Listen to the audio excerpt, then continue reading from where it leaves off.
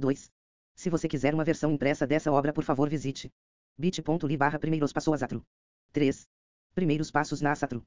Introdução ao paganismo nórdico e germânico. Saneujarski. Terceira edição. Outubro de 2017. 4.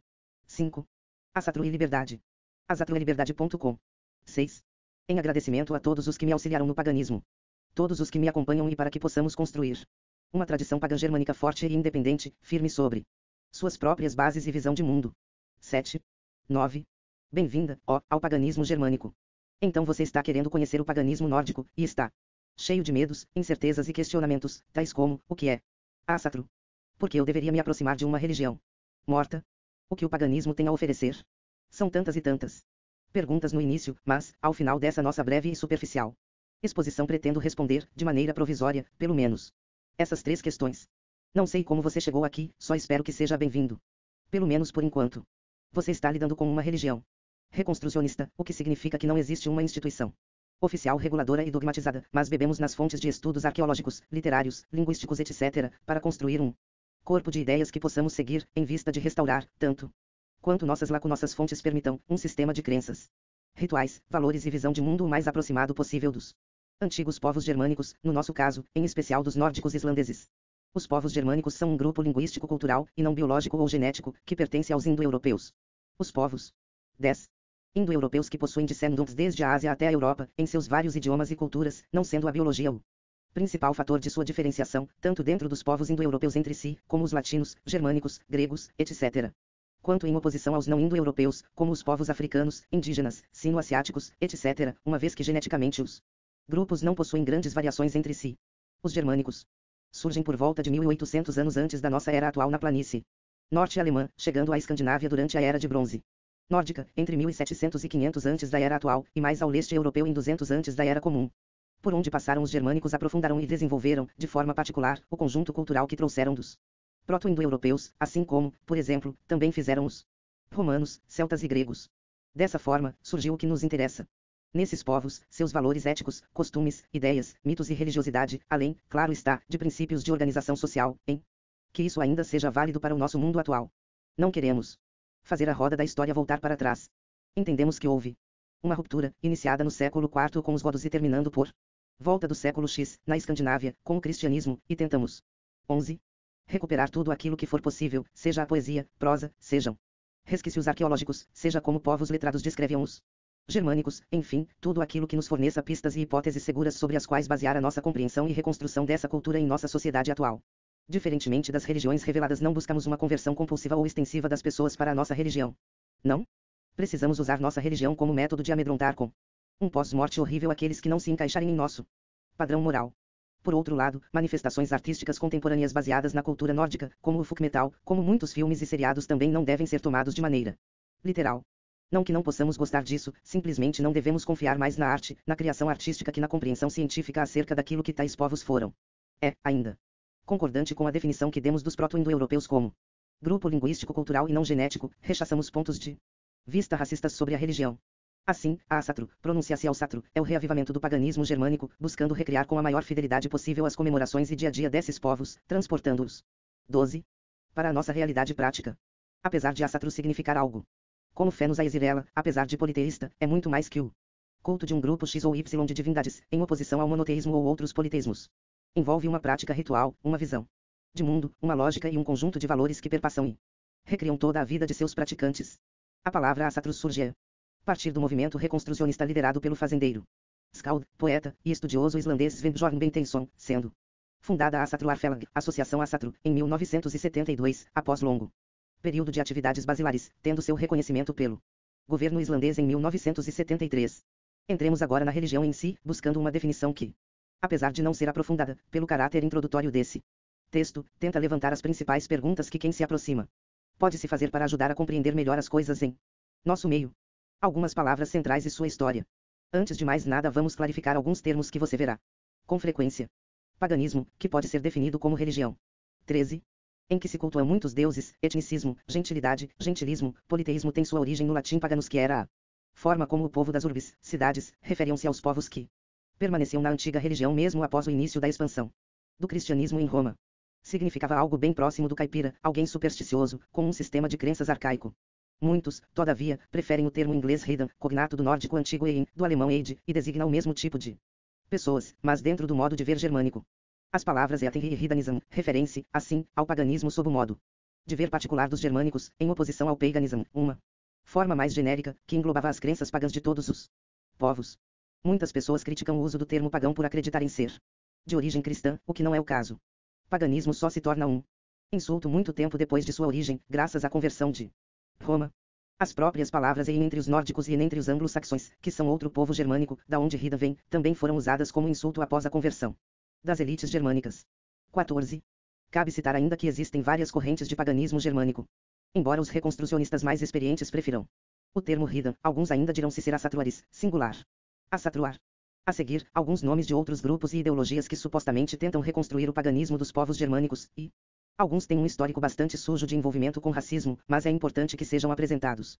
Ariosofia, o conhecimento dos arianos, foi um termo cunhado Jorgens von Liebenfels, mas que se aplicou também à teoria de Guido von List. O nome surge em 1915, mas passa a designar a teoria desenvolvida por von List desde 1890. A ariosofia era uma teoria de cunho racista e antissemita, da qual surge o ocultismo racista que mais tarde culminaria no nazismo alemão. Botanismo é o ápice das teorias de von List, as quais seriam depois desenvolvidas por notórios racistas como David Lane e Stephen M. Nallen. Sendo um desenvolvimento da ariosofia, é a ideia de que o politeísmo era uma forma religiosa das massas, e que a suposta elite ariana antiga seria monoteísta, cultuadora de Wotan, uma das variantes do nome do deus Odin no continente. 15. Azatru ou Asatru é uma palavra islandesa que é uma tradução da palavra dinamarquesa Azetru. Azetru foi vista pela primeira vez em 1885 em um artigo no periódico Fjalkonan. A próxima vez que foi registrada foi em Einsur Island, Tradições Pagãs. Na Islândia, por Olafur Briem, publicada em Reykjavik em 1945.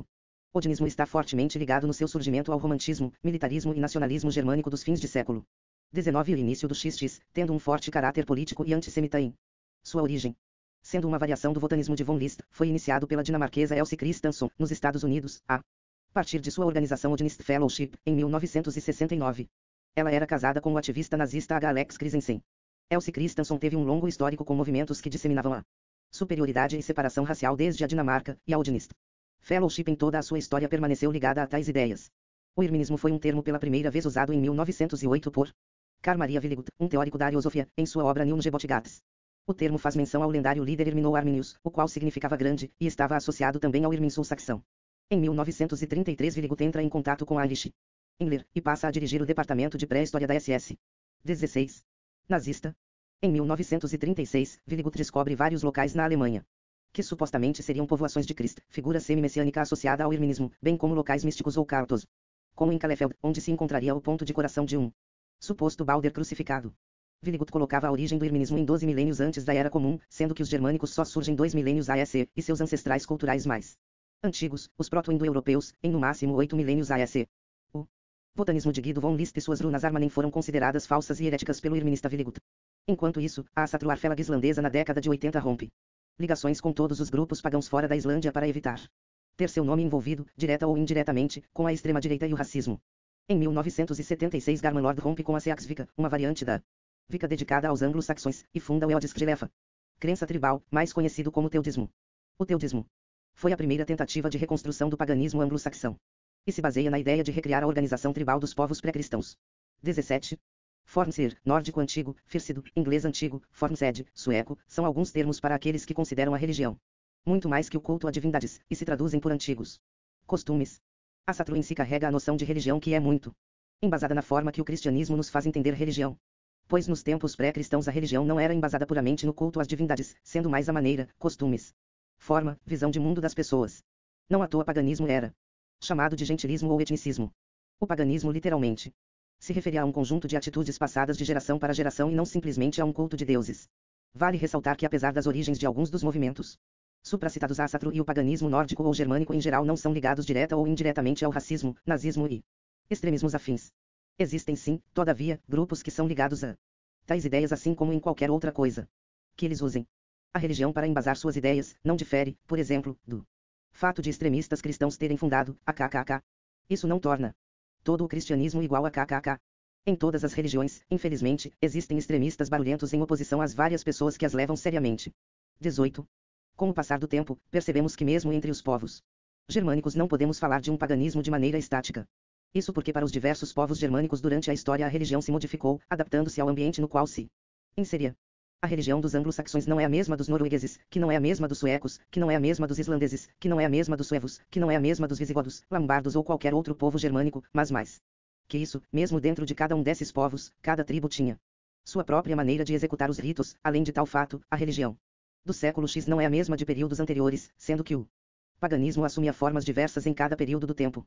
Ter todas essas variações em mente nos ajudam, por exemplo, a ter uma visão mais ampla e menos confusa quando nos colocamos a estudar o paganismo germânico, uma vez que existem claras diferenças entre muitos conceitos estudados, variando o tempo e o local analisados, tentando compreender o que ele significava, na verdade, para um determinado grupo de pessoas em um determinado local em um determinado período de tempo e nunca de maneira ahistórica e, portanto, generalista. 19. Dessa forma, a maior parte do que você verá aqui refere-se ao conteúdo que é apresentado em fontes como a Edda Poética e as sagas, de autores anônimos, a Edda em prosa, de Snorri Sturluson, os quais são os que delimitam grande parte do que será exposto e foram produzidas na Islândia e Escandinávia principalmente entre os séculos X-XII. Outras fontes, todavia, nos servirão como base. Você verá algumas palavrinhas estranhas, pois o nórdico antigo e outros idiomas germânicos possuem algumas letras a mais do que as que usamos em português, e as apresentarei aqui, na medida que as usamos no texto, e não todas. Equivale ao th inglês como em fi, ao th inglês como em this. A equivale a um e. J a um i curto, como em iate e nunca como em jornalista. A equivale ao, o equivale ao, a palavra asatru é a exceção, pois é uma palavra do islandês moderno, e não do nórdico antigo. A um o. 20. Equivale ao eu em blue, esse som se faz arredondando os lábios como se fosse dizer o, mas fazendo o som de i na garganta, o que fará sair algo entre as duas vogais, mas que não será nenhuma, nem outra, portanto um som diferente do português. Como é um trabalho para iniciantes, julgo que você não saiba o que seja um kindred. Ele é um grupo família tribo de praticantes do paganismo germânico. Sua estrutura pode variar, e pelo propósito elementar deste texto, não entrarei nesse assunto aqui. Como uma pequena anotação deveria eu aqui apresentar porque prefiro usar a palavra asatru no feminino, em oposição ao costume comum de se dizer o asatru. Primeiro, porque nos referimos a uma religião. Embora existam religiões, e religião é uma palavra feminina, no masculino com o final ismo, como o catolicismo, o islamismo, que é a única forma admissível gramaticalmente no português, existem outras que persistem no masculino. Mesmo sem tal relação, como o candomblé. A palavra termina com um u longo, o que, à primeira vista sugere o gênero masculino. Todavia, asatru significa fé nos Aesir, e fé, essa sim é a palavra a qual o artigo se refere, a fé nos Aesir, ou, em islandês, asatru. No próprio islandês, o idioma de origem, a terminação tru, referente à fé, a qual determina o gênero da palavra, é 21. Feminina. Sendo assim, não consigo encontrar uma razão que justifique a preferência de o asatru no lugar da forma feminina, intuitivamente mais apropriada, a asatru. Quem eram os germânicos? Essa pergunta, que à primeira vista pode parecer inocente ou inútil, deve ser feita, na verdade, para se compreender a religião e cultura desses povos. Os germânicos geralmente organizavam-se em tribos, que eram formadas pelo agrupamento dos clãs, que eram a junção de várias famílias. Tais famílias eram monogâmicas, tendo o pai o poder absoluto nesta instância. Aos chefes familiares e tribais cabia o papel de líderes religiosos também, uma vez que a religião não se separava da vida cotidiana. Diferentemente dos dias atuais, não havia a noção de individualidade, desenvolvida principalmente a partir das noções de salvação individual do cristianismo. A instância mínima da personalidade era a família, ou seja, você seria considerado bom, nobre, honrado, justo se sua família fosse entendida dessa forma, e nunca de maneira individual. A esse fenômeno os antropólogos chamam 22. De individualismo, oposto ao individualismo. No individualismo não existe uma oposição entre coletivo e o sujeito, sendo o coletivo equivalente ao sujeito. Os povos germânicos só desenvolvem seu sistema de escrita, as runas, entre o primeiro e o segundo século depois da Era Comum, após o contato com povos letrados como os gregos e os romanos. Todavia, a escrita nunca foi usada de maneira ampla como entre esses povos, sendo principalmente usada em amuletos, pedras informativas, armas e durou, sofrendo muitas modificações, em algumas regiões da Escandinávia até o século XIX. Haviam basicamente três classes sociais principais entre os germânicos, mais especificamente, os escandinavos. 1. Jarlar, singular. Jarl, os grandes proprietários de terras. 2. Karlar, singular car. Os homens livres, pequenos fazendeiros, artesãos em geral, etc. E os 3. Rlar, os escravos. Os dois primeiros poderiam participar na Ing-fi, a Assembleia dos Homens Livres, a qual poderia mesmo submeter o poder de reis na maior parte dos períodos, embora estes tornassem-se quase senhores absolutistas durante as guerras. Na Ing todos aqueles do sexo masculino poderiam oferecer suas opiniões, onde também eram criadas e revistas leis. Os germânicos não possuíam um direito escrito, sendo, em vez disso, 23. Escolhidos memorizadores das leis, que eram passadas de geração para geração, e decididos sobre casos de crimes. Os germânicos eram povos legitimamente meritocráticos, mas não da forma corrompida que a meritocracia é entendida na atualidade.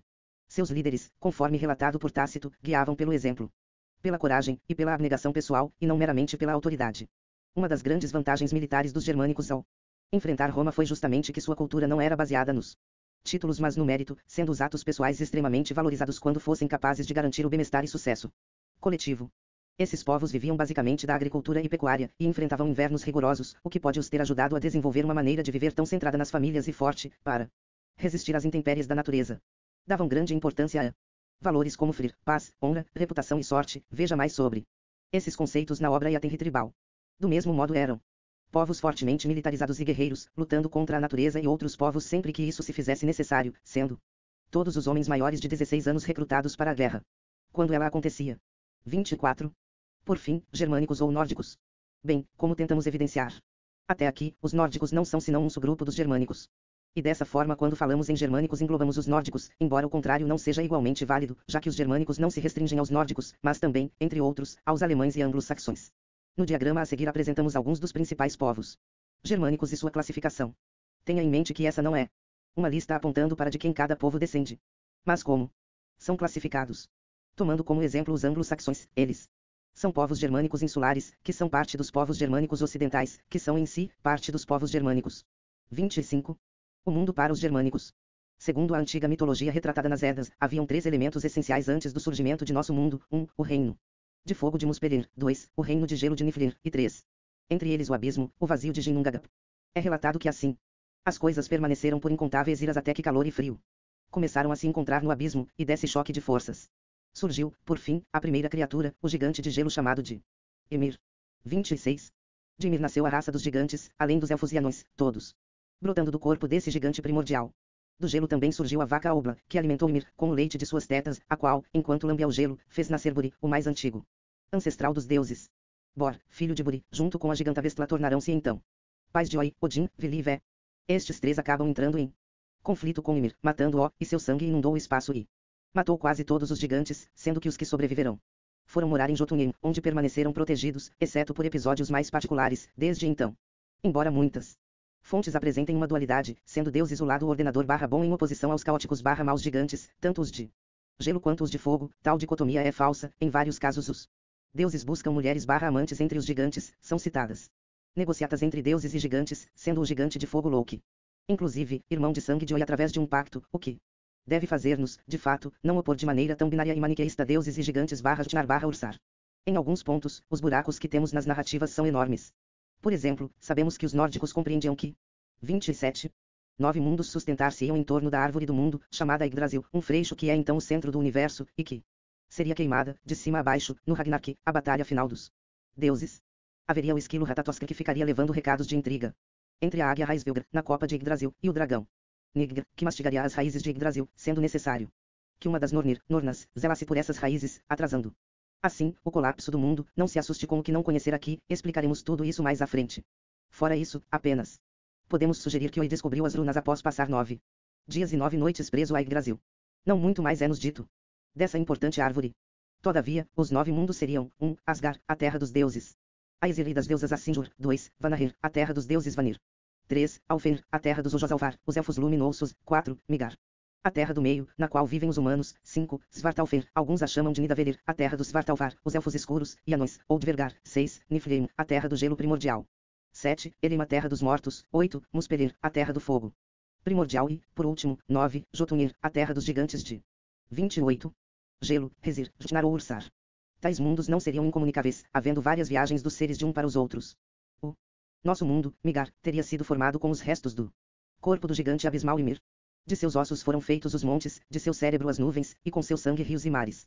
Uma grande serpente filha de Loki e chamada de Jormungandr circundaria Migar, mordendo a própria cauda, contendo assim os mares com o seu corpo.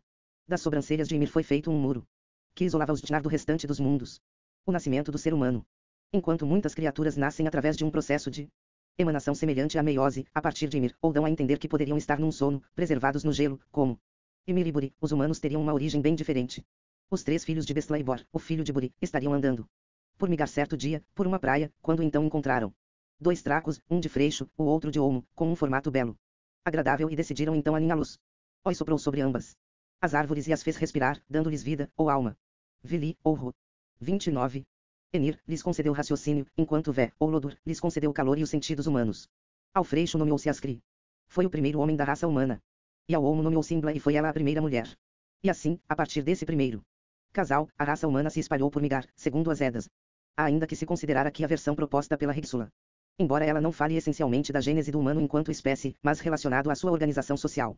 Neste poema édico, relata-se como Hygr, Endalar, chegou na habitação do casal Aieda e ali, após dormir com eles, foram nascendo os ancestrais das três classes principais, primeiro os Hlar, os escravos, segundo os Karlar, os fazendeiros e trabalhadores livres, e, em terceiro lugar os Jarlar, os proprietários e governantes. Todavia, os povos germânicos não possuíam como um todo a mesma crença que os islandeses. Diversos povos germânicos continentais acreditavam-se serem filhos de Tvisco, o qual seria filho de uma variante continental do deus Tyr, Tiaidabaliu. Os saxões viam-se como descendendo de Seasnet, e seu nome literalmente significando companheiro de Adaga, ou companheiro dos saxões. Os visigodos e ostrogodos viam-se como descendentes de asterisco Gautas. Nome atestado em nórdico antigo como Gautra. 30. Seres menores. Segundo os germânicos, apesar de seres como gigantes, elfos e anões terem seus mundos particulares, interviam em Migari. Seus habitantes, assim como os deuses e outras criaturas. Os elfos, Alvar, estavam ligados aos ancestrais e seus locais de repouso, os montes fúnebres, Berial Mounds, e podiam ser considerados tanto como os seres que nasceram de Ymir, quanto como espíritos de antepassados honrados. Não é claro, todavia, se os mortos se tornavam sempre elfos. Nesse ponto ofereço uma sugestão de interpretação pessoal, e, por favor, não a levem ao pé da letra, mas como uma pista, talvez valiosa, se do corpo do gigante Ymir é de onde brotam os elfos, e do mesmo corpo foi feita a nossa terra, conseguimos não ver tanta distância assim entre a concepção de mortos tornando-se elfos, ou nascendo do gigante primordial. Uma vez que seu corpo em si seria terra, embora as práticas funerais muitas vezes envolvessem cremação, isso não era regra, e a crença dos ancestrais habitarem os túmulos, mortos enterrados na terra, perdoem o pleonasmo, não me parece tão estranha e contraditória assim, no fim das contas, teríamos, em ambos os casos. 31. Elfos nascendo habitando a terra. Além disso, tais criaturas estavam ligadas à deusa Sol, Suna, a deusa solar, e a Freyr, o que os liga duplamente a aspectos agrários de fertilidade da terra. Havia ainda uma grande comemoração em honra aos elfos, Alfablot, e ainda hoje, na Islândia, mesmo após séculos de cristianização, permanece uma forte crença nos elfos, como o do folk, o povo escondido, que é respeitada inclusive pelo governo do país, evitando-se construir em local que prejudicaria e irritaria os elfos. Os anões, de Vergar, por outro lado, são criaturas extremamente ligadas ao conceito de desenvolvimento tecnológico, isto é, das técnicas de produção de ferramentas, etc. São eles que produzem as armas dos deuses, como o martelo de Or, Thor/Donar, o Unir, a lança de Oi, Gungnir, a espada e o navio de Freyr, e os cabelos de fios de ouro para Sif, esposa de Or. Também são eles os responsáveis pela morte Kvasir, um deus sábio e poético, e por transformar seu sangue em hidromel, a bebida alcoólica da inspiração. Aparecem ainda mais 2 vezes, de maneira estratégica, ao criarem o Brisingamen, o colar da deusa Freyja, pela qual ela dá a eles 3 noites de prazer, e, no folclore continental, estando ligados ao acúmulo de ouro, através do poema Canção dos Nibelungos. Assim, ligados ao manejo de metais, em especial os de guerra. 32. E os ornamentais valiosos, e a riqueza, os anões desenvolvem um importante papel no que se refere à origem e aprimoramento de todo o tipo de utensílios metálicos importantes também para o ser humano. Os gigantes, Jnar, Ursar, Rezir, dividem-se em 2 grupos principais, os gigantes de fogo, seres antiquíssimos, habitantes de Muspelheim, do qual nenhum registro de sua origem permaneceu, mas dos quais é possível supor que sejam anteriores a todas as criaturas surgidas após o encontro do reino de chamas com Niflheim-Ginnungagap, e os gigantes de gelo, os que vivem em Jotunheim. De um lado, os gigantes de fogo aparecem como criaturas furiosas, bestiais e amplamente desconhecidas. Do outro, os gigantes de gelo aparecem não só como seres poderosos e furiosos, mas também detentores de uma sabedoria surpreendente, atrás da qual mesmo o obriga-se a ir atrás, como quando desafia o gigante Vafthrûdnir, em busca da fonte da sabedoria do gigante Mimir, onde deixa um olho para poder beber de tal água. Existe uma relação dialética altamente perceptível aqui, enquanto os gigantes parecem, diretamente influenciar as estações quentes e frias, o maior paladino da humanidade é justamente o popular deus Or, não só ligado aos trovões e chuvas, bem como, assim a 33. Própria fertilidade. Ou seja, ao passo que detém forte relevância nas modificações de temperatura, contra o que Orhid, protegendo a humanidade, também são aquelas criaturas capazes de fornecer o conhecimento, sabedoria e astúcia, não sendo, como querem alguns, criaturas meramente mas sim necessárias ao próprio desenvolvimento do destino no cosmos que rodeia Yggdrasil. Os Trulas são de maneira geral considerados seres habitantes de montanhas, cavernas e locais distantes dos humanos, embora possam haver casos em que foram considerados sem muitas diferenças dos humanos, em geral eles eram tidos como criaturas bestializadas, ferozes e totalmente avessas ao cristianismo. Em geral, eram mais temidos, respeitados e evitados do que propriamente cultuados e foram muito mencionados através da literatura e folclore germânico e escandinavo. Todas essas criaturas, elfos, anões, trulas e gigantes, assim como os deuses, podem ser incluídas em uma categoria que podemos Chamar de Vaetir, em inglês Whites. Junto destes, temos os Landvaetir, espíritos diretamente ligados a um determinado local ou região. Possuem as mais diversas formas, funções, desejos e 34. Atitudes, tanto benéficas quanto prejudiciais aos humanos. Dentro do paganismo nórdico é de grande importância encontrar formas de se envolver e lidar com esses seres, como através de ofertas de alimentos e bebidas. Esta crença nos Vaetir está em perfeita conexão com outra do paganismo germânico, o animismo. Segundo ela, a matéria é uma extensão do espírito, o que significa que todas as coisas que existem materialmente, só são por possuírem uma alma, um espírito correspondente. E isso não vale apenas para os seres que reconhecemos como vivos biologicamente, mas também para aqueles objetos inanimados da natureza, além, é claro, da própria Terra e Universo. Segundo esse pensamento, temos duas conclusões. Tudo que possui uma parte material possui uma parte espiritual correspondente, mas nem tudo que possui uma parte espiritual possui uma parte material, como espíritos de falecidos e alguns Vaetir. 2. Alguns dos deuses são justamente a manifestação espiritual de elementos materiais, como é o espírito do trovão, Jr é o espírito da terra, etc. 35. Deuses, Aesir, Vanir e outras divindades e seres superiores. De todas as Aetir, famílias, clãs, raças, de Vaetir, os deuses Aesir e Vanir são considerados como seres especiais, embora em muitos momentos os Alvar, elfos, sejam colocados bem próximos deles. É indiscutível que esses dois clãs de deuses desempenham um papel proeminente e protagonista no culto e imaginário dos antigos nórdicos. Ainda assim, que se faça aqui valer várias ressalvas. A Asatru, apesar de respeitar os antigos deuses, compreende a importância de todos os Vaetir e a influência que eles exercem na vida dos humanos. 2. A Asatru não centra sua prática no culto aos deuses, não basta substituir-se um ou vários deuses por aqueles dos nórdicos. Asatru não é apenas sobre culto, e não é de forma alguma sobre adoração aos deuses nórdicos. 3. Os antigos nórdicos não consideravam que apenas os seus deuses eram verdadeiros. Essa é uma noção judaico-cristã, e em última instância, das religiões reveladas, e isso significa que eles consideravam que todos os deuses existiam, mas tinham culto específicos para o de seu povo. 4. Muitas vezes o culto a um deus ou deusa era feito de maneira regional, como o culto de Freyr, que acontecia principalmente na 36. Suécia, Seasneat entre os saxões, Badurrena entre os frisios e o Dinertues entre germânicos continentais, ou ainda de um determinado grupo social, como o culto de Oi/Voden, que acontecia principalmente entre os nobres e guerreiros. Então não havia exatamente um panteão nórdico, como é o caso dos gregos. 5. Os deuses não são vistos como humanos elevados à máxima potência, mas são, por um lado, ancestrais dos humanos, e, por outro, seres com seus próprios defeitos, dilemas e problemas. Não mirás observadores e juízes da humanidade, o que faz que haja uma relação de dou-te para que também me des, em tradução livre, ou seja, troca e negociação, não mera adoração dos deuses. Existem algumas teorias sobre o que seriam os deuses segundo a visão dos povos pagãos germânicos. A primeira apresenta os deuses como personificação das forças naturais. Segundo essa teoria, tratar-se-ia apenas de personagens literários criados para representar forças as quais se sabiam que não eram humanizadas. A segunda forma de tratar os deuses os considera como frutos da imaginação ativa humana, na sua necessidade de ordenar e compreender o cosmos, que criaria materialmente tais seres, em conformidade com as forças que eles manifestavam. Em terceiro lugar, 37. Pode-se considerar a natureza como mera manifestação de deuses reais e físicos, personalidades materiais, como quando dizemos Deus do trovão, ou o Deus da poesia.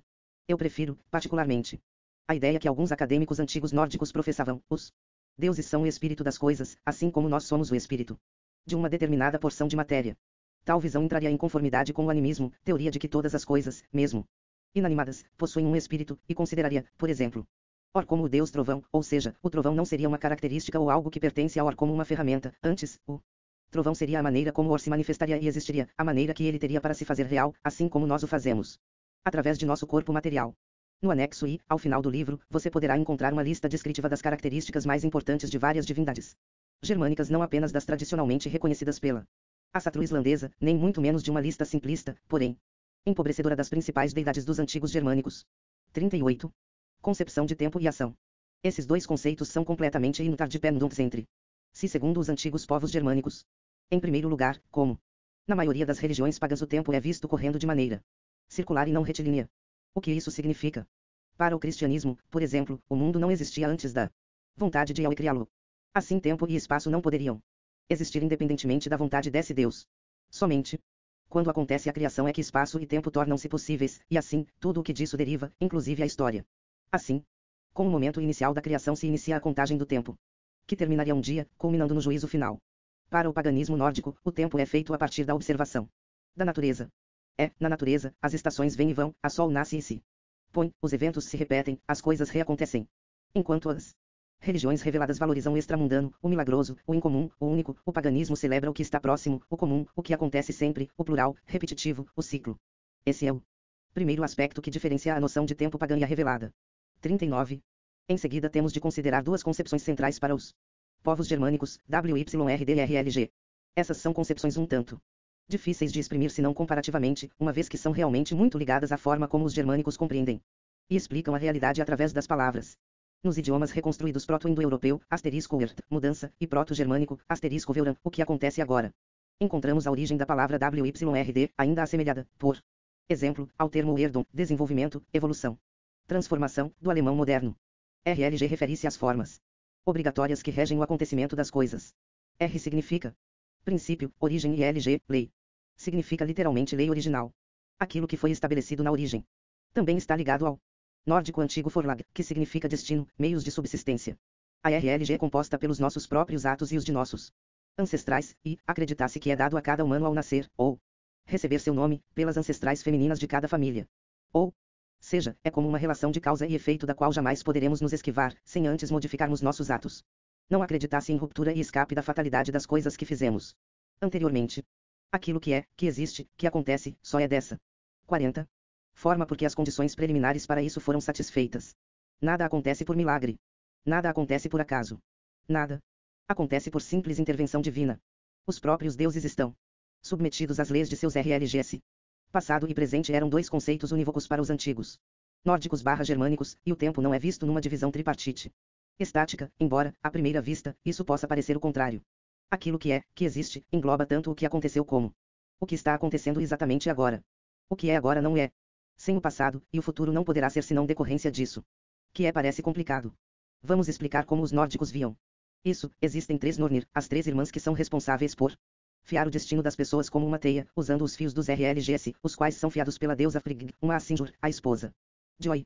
O nome de cada uma delas é Ur, WYRD, o que ocorreu, Verand, *Veuran, o que ocorre agora, Skul. Shud, o que deve se suceder, o que é necessário que aconteça. As Nornir habitam nas raízes do freixo de Yggdrasil, e usam argila e a água do poço de Ur para curar e reparar os estragos feitos, entre outras coisas, pela serpente/dragão Nigr. 41. Uma das grandes responsáveis pela corrupção da estrutura cósmica nórdica. Dessa forma, Verand não pode tecer senão após Ur, e nunca Skul tecerá antes das duas anteriores, o que faz o tempo, assim, ser entrelaçado e não dependente de eventos fortuitos. O que aconteceu, aconteceu pois não poderia ser de outra forma, o acontece agora também, e o mesmo vale para o que acontecerá.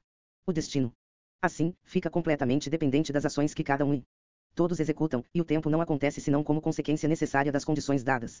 Numa metáfora, imagine que você está em Brasília e quer, por exemplo, ir para Alagoas. Sabemos que Brasília encontra-se no centro do país, e Alagoas no nordeste, então precisamos escolher estradas que nos levem nessa direção. Mas, e se por desatenção, ou inconsciência, ou qualquer outro motivo formos parar, por exemplo, em São Paulo? Isso significa que não pegamos as estradas corretas, e acabamos indo mais ao sul/oeste do que para o norte/leste. Se queremos ir para o nordeste, de São Paulo precisamos então fazer o processo que não fizemos anteriormente, prestar atenção para onde nossas estradas estão nos levando, escolher aquelas que levem para cima e não para baixo no mapa, nos deslocando ao fim que desejamos e não 42. Aleatoriamente, pegando desvios que nos afastam cada vez mais do local de destino que intentamos. Todavia, cabe aqui ainda mais uma observação a partir de uma das histórias da mitologia. Frigg, por conhecer o destino cruel de seu filho Baldur, faz de tudo para evitá-lo. Primeiro, faz quase todos os seres viventes jurarem que não farão mal a Baldur, deixando apenas o inofensivo Visco de lado. Loki, o trickster, todavia aproveita-se da situação e confecciona uma flecha com esse vegetal. Acontece que Baldur brincava de se exibir com todos atirando objetos cortantes contra si, sem nenhum efeito nocivo ou letal. Loki então vai até Hr, irmão de Baldur, o deus cego, e faz ele apontar a flecha, e a disparar contra o irmão. Baldur então é morto. Todavia, é enviado por Frigg, que não desiste, descendo até Hel, e implorando para essa deusa do submundo dos mortos para devolver-lhe o filho de Frigg. A deusa do submundo diz que o devolverá caso todas as criaturas lamentem a morte de Baldur. Loki, então, mais uma vez, trapaceia. Ele transforma-se numa gigante e quando Frigg surge para colher suas lamentações, ela não chora, impedindo assim Baldur de retornar, ficando preso em Hel. Loki, todavia, é amarrado a uma pedra e tem uma serpente derramando veneno. 43. Sobre sua pele, causando dores e feridas horríveis, do que só é impedido quando SYGN, sua esposa, permanece com uma tigela, colhendo o veneno da serpente. Hr, por sua vez, é caçado pelo irmão Vale, e finalmente morto, concretizando uma vingança inevitável, por mais dolorosa que fosse. A história resumida acima nos demonstra que, apesar de Frigg lutar contra o que estava dado, isto é, tentar modificar a WYRD de seu filho, a sua RLG não permitiu. Ou seja, de certa maneira, por mais que possuamos liberdade para agir, jamais escaparemos de consequências de ações passadas e daquilo que nos foi determinado. A alma para os germânicos. Esse é um dos assuntos mais polêmicos, complicados e equívocos. Ou seja, que tem muitas interpretações, no paganismo nórdico. A reconstrução do conceito de alma é extremamente difícil, pois parece que não houve muito interesse em se registrar isso, ao contrário dos movimentos espiritualistas modernos, no qual esse conceito desenvolve um papel central. Por outro lado, os relatos são, além de escassos, bastante parciais e contraditórios. 44. O problema inicial é, os germânicos parecem não terem um conceito de alma. A palavra soul, cognata do inglês moderno soul, só, entra no vocabulário dos povos germânicos a partir do cristianismo. E expressa o conceito cristão e ocidental de alma. Todavia, o conceito de alma tem mais algumas complicações. Quando falamos do individualismo anteriormente, dissemos que a personalidade de cada pessoa era na verdade a personalidade da tribo, o que significa que o que chamamos de indivíduo, na verdade, era o que eles entendiam por família. Cada pessoa era apenas uma parte de algo maior, e mesmo assim cada pessoa era dividida em várias outras partes, e não era uma consciência ou alma indivisível.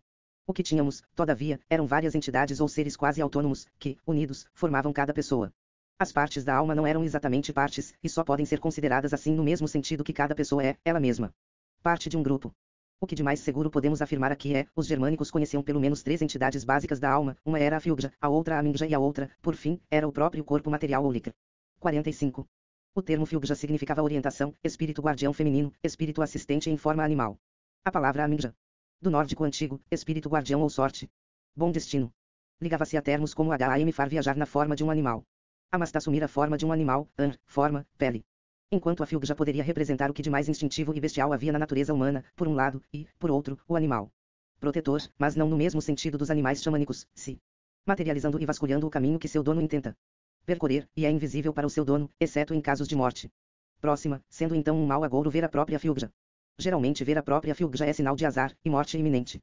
A Fylgja geralmente morre junto com seu dono, e a morte da Fylgja ocasiona a morte do próprio dono. Já a Amingja pode ser vista como um escudo protetor em torno de seu dono, ou ainda como uma reserva de energia, usada em atos mágicos. Amingja é literalmente sorte. Não é nada estranho que os povos germânicos entendessem o Likr como parte de sua alma. Na verdade, eles não possuíam uma noção metafísica de alma, como nós. A disposição dos corpos em 46. Terros fornece evidências de que de certa forma o corpo permanecia vivo mesmo após a morte, e a alma não era vista como algo que transcende e apenas cria raízes na realidade. Os povos germânicos aceitavam a realidade como ela era, e, por isso, o corpo integrava de sua parte espiritual. A realidade não era vista como um local de aprendizado, no qual as pessoas cometiam erros, e reencarnavam até aprender a se aprimorar. Na verdade, os antigos povos germânicos simplesmente desconheciam o conceito de reencarnação. Primeiro, pois se a alma não é individual, ela é formada de diversas partes que se soltavam após a morte, dificilmente essas partes se encontrariam todas novamente, algumas inclusive permaneciam no corpo por eras, até sua total dissolução na terra. Segundo, porque os germânicos entendiam que a vida deles continuava através de seus descendentes, e não em reencarnação. Essa parte que é transmitida familiarmente é a Auran ou herança. Ela une todos os membros de uma mesma família, podendo ser passada aos que são adotados. Ou amizades juramentadas, as quais tornam-se laços familiares. Por sua vez, é o nome que podemos dar ao conjunto das partes da alma, incluindo o corpo. Significa literalmente forma. Suas partes, incluindo Fylgja e Amingja. 47. Eram entendidas como fazendo parte dessa realidade nossa. Uma vez que os antigos desconheciam uma ideia de multiverso ou várias realidades coexistindo. Duas partes que sabemos que permaneciam no corpo até sua dissolução eram o pensamento e a memória. Elas compreendiam a parte mais volátil de nossa existência. A Aetafylgjur são as acompanhantes familiares. As Aetafylgjur é talvez a parte mais individual e autônoma da Elas estavam intrinsecamente ligadas à sorte de cada pessoa, e quanto mais Aetafylgjur cada pessoa tivesse, mais forte e agraciada ela era considerada. Elas são literalmente as mães ancestrais da família que zelam por uma pessoa até sua morte, ligando-se a outra, após isso. Onde, por sua vez, é a respiração. É considerada a parte que une todas as outras, uma vez que após a saída do corpo a vida se esvanece. Foi aquilo que o deu aos humanos quando os criou. 48. Intensamente ligado ao é aquilo que causa êxtase, é nossa parte que pode ser entendida contendo capacidade de tocar o divino. Podemos dividir-a em duas partes essenciais. O corpo físico ou corpo onírico, o qual pode viajar através de ser, etc. Ele seria composto pelo Likr e Amingja. A segunda parte seria o corpo de respiração, formado obviamente pelo e pela Fylgja. Poderiam fazer parte de ambos o Auran e as Aetafylgjur. A questão dos ancestrais. A ancestralidade é um dos assuntos mais complexos da Asatru. Como veremos, por um lado, ele gera em torno de si um grande debate sobre quem pode praticar o paganismo germânico, o que deixaremos de lado, por agora, e trataremos dos aspectos generalistas da ancestralidade.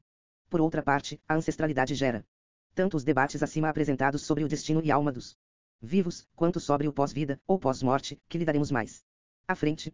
49. Do que vimos até agora, todavia, é importante destacar que, como para muitos povos, mesmo os indígenas brasileiros, ou ainda os chineses, para se tomar dois exemplos de povos completamente diferentes, a crença de que a morte não rompe todos os laços entre os que se vão e os que ficam, está presente. Esse é um dos elementos que elas possuem em comum com os germânicos. Podemos ver os ancestrais influindo de algumas formas básicas. A primeira seria através das Vezir. Este é o nome dado ao grupo de espíritos em cada família para as mulheres que morreram, e hoje ajudam a influenciar o destino e proteger os seus descendentes, aparecendo através de visões ou mesmo sonhos, sem contar os rituais de ser. A segunda forma referia-se à sorte do clã, embora sem divergir tanto das Vezir, mas englobando familiares mortos de ambos os sexos. Além de influenciar a família ou clã através dos seus atos em vida, após deixar este mundo, os espíritos podem continuar intervindo e tornando o destino de seus descendentes mais dinâmico. Há estudiosos que associam, dessa forma, as Vezir aos ancestrais femininos em oposição aos Alfar como ancestrais masculinos.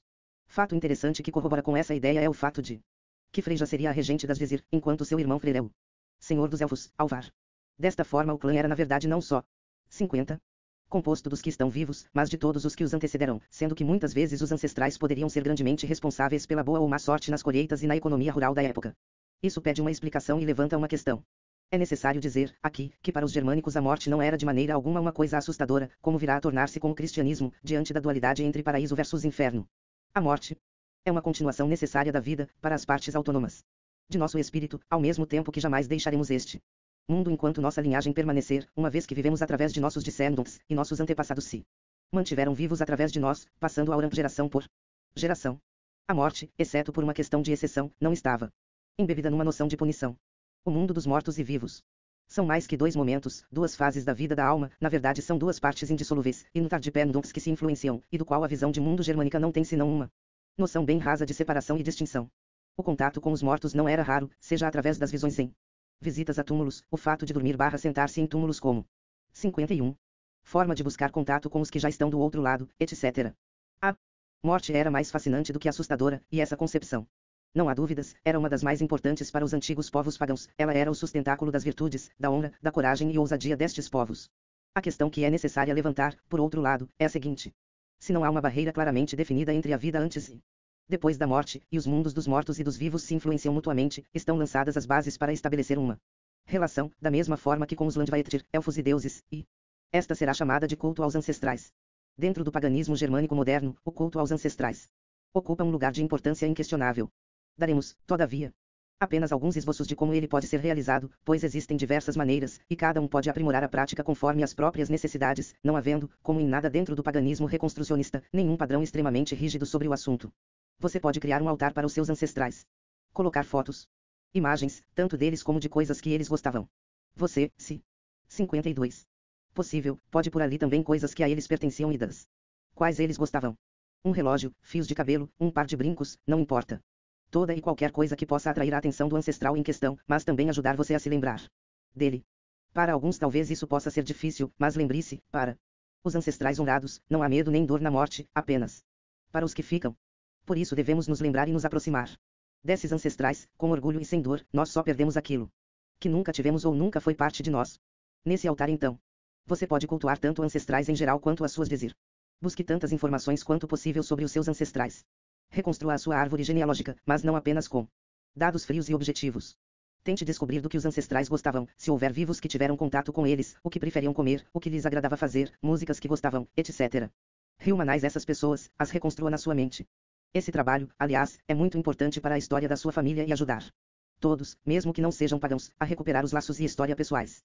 Busque aproximar-se dos locais em que seus parentes foram enterrados com alguma frequência. Isso ajudará você a aproximar 53. Seus laços com eles de maneira efetiva, mesmo que eles não fossem, e provavelmente não são, pagãos. Apresentarei aqui ainda os 3 conceitos básicos de culto aos ancestrais. 1. A abordagem idealizada dos ancestrais refere-se ao culto geral, feito em relação aos principais heróis e pessoas importantes dos povos dos quais se descende.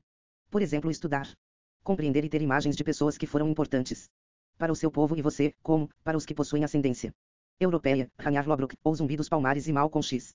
Para os negros, e todos esses, para os que possuem origem miscigenada.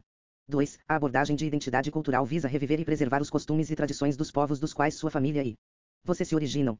Busque elementos provindos dos povos mais específicos dos quais você vem, como imagens, armas, roupas, comidas, tradições, danças, festividades, etc., incorporando na sua vida. Pessoal, ambiente de habitação, hábitos cotidianos e comemorações elementos que o ajudem a recuperar. Manter e não perder sua identidade cultural. Você descende de alemães. Procure, por exemplo, boas cervejas, roupas típicas, elementos decorativos. Como canecos, um delicioso strudel, e busque relacionar-se com o 54. Idioma nativo da região da qual seus ancestrais vieram. 3. A abordagem dos ancestrais pessoais refere-se, em grande parte, ao que mencionamos anteriormente sobre o altar dos ancestrais e a construção da árvore genealógica. Recupere, mantenha e preserve a memória daqueles que estão próximos a você, e dos quais você descende. Muitas pessoas acham estranho cultuar os próprios ancestrais, pelo fato de que a maioria dos ancestrais mais recentes não são pagãos. Todavia, estabelecer esse laço de amor e respeito transcende crenças. Seus ancestrais têm poder, e podem auxiliá-lo. Eles estão na sua carne, eles o conhecem, e eles se preocupam com você. Mais uma sugestão de prática.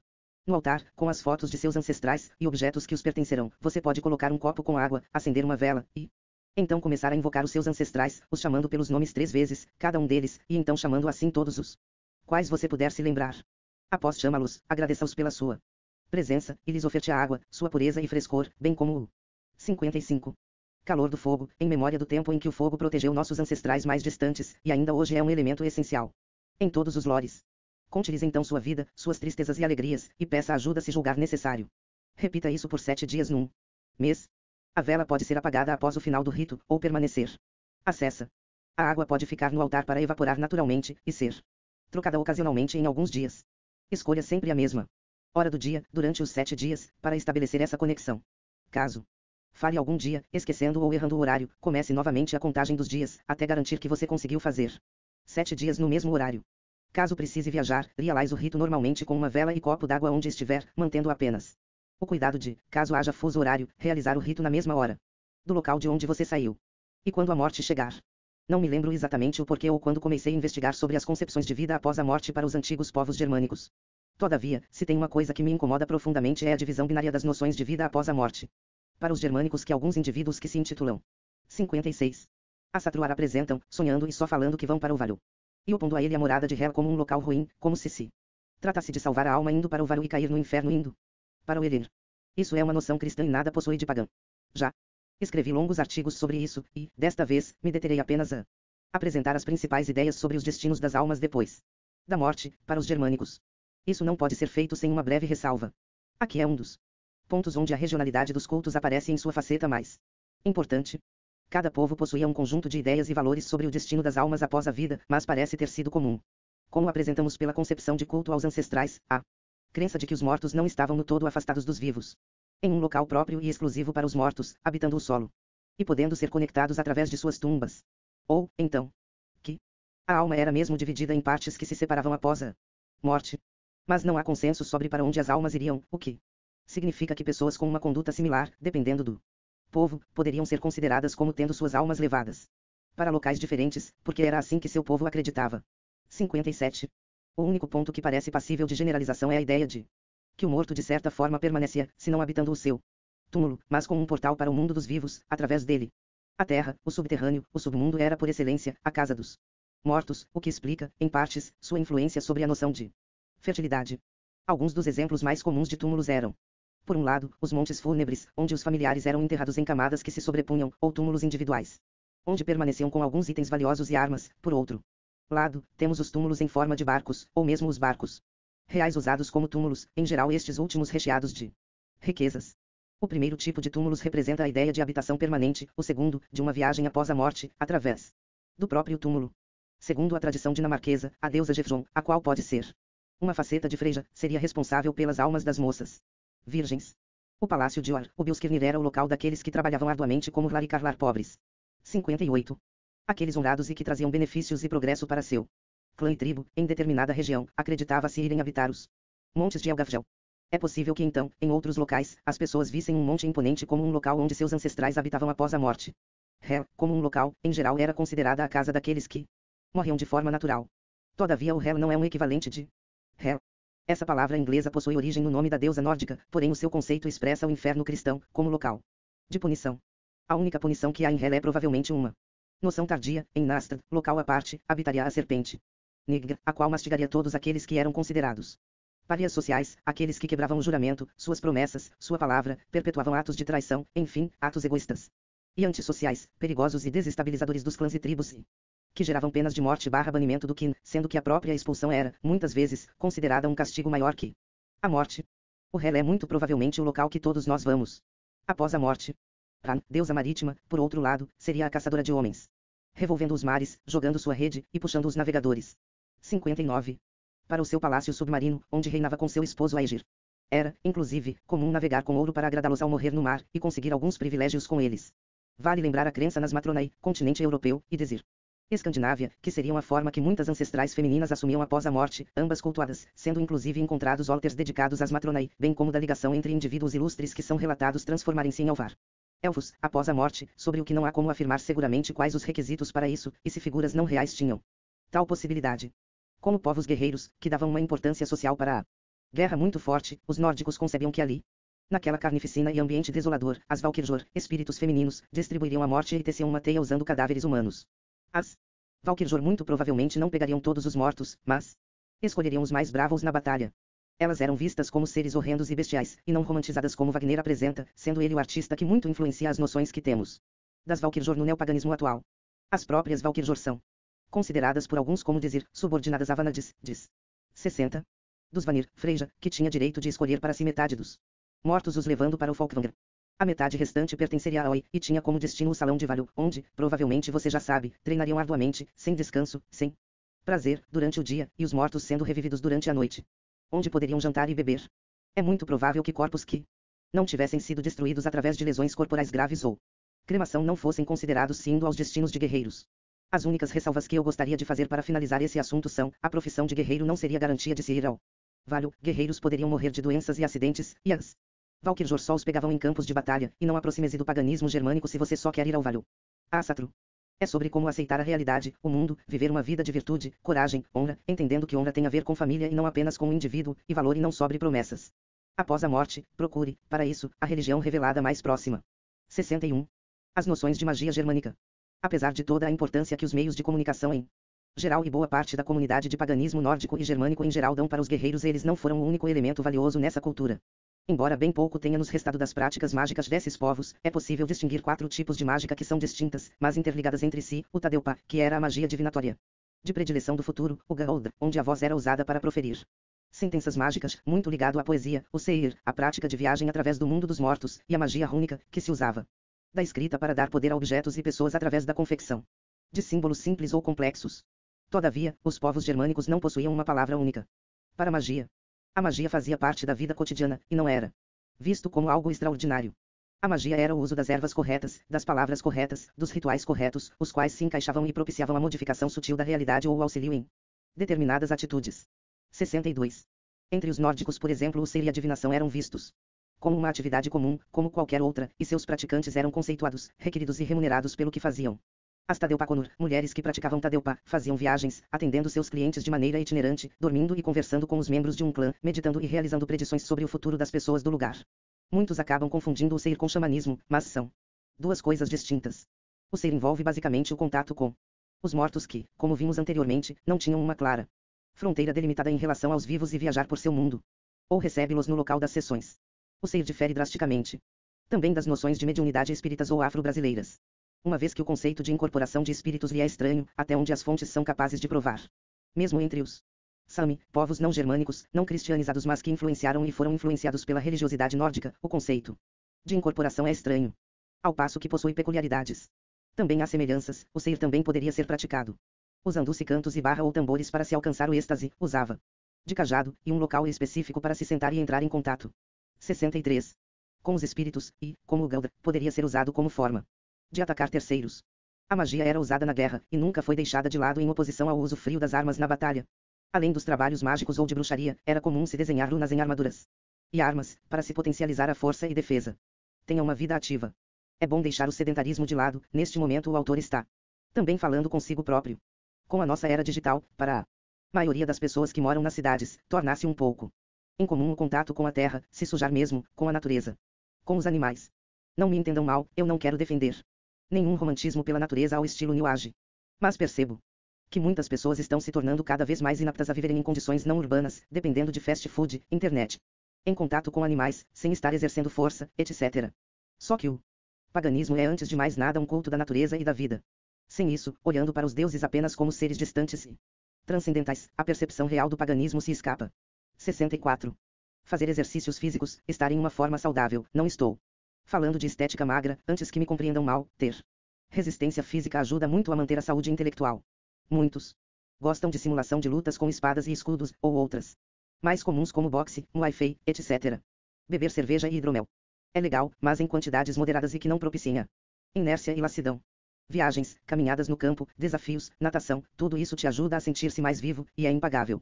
À primeira vista parece não ter tanta relação com um modo de vida pagão, mas, afastados como estamos da natureza, precisamos buscar artifícios para continuar nos desenvolvendo e nos tornando resistentes e fortes fisicamente, e não meramente dependentes do modo de vida, muitas vezes doentio, das cidades.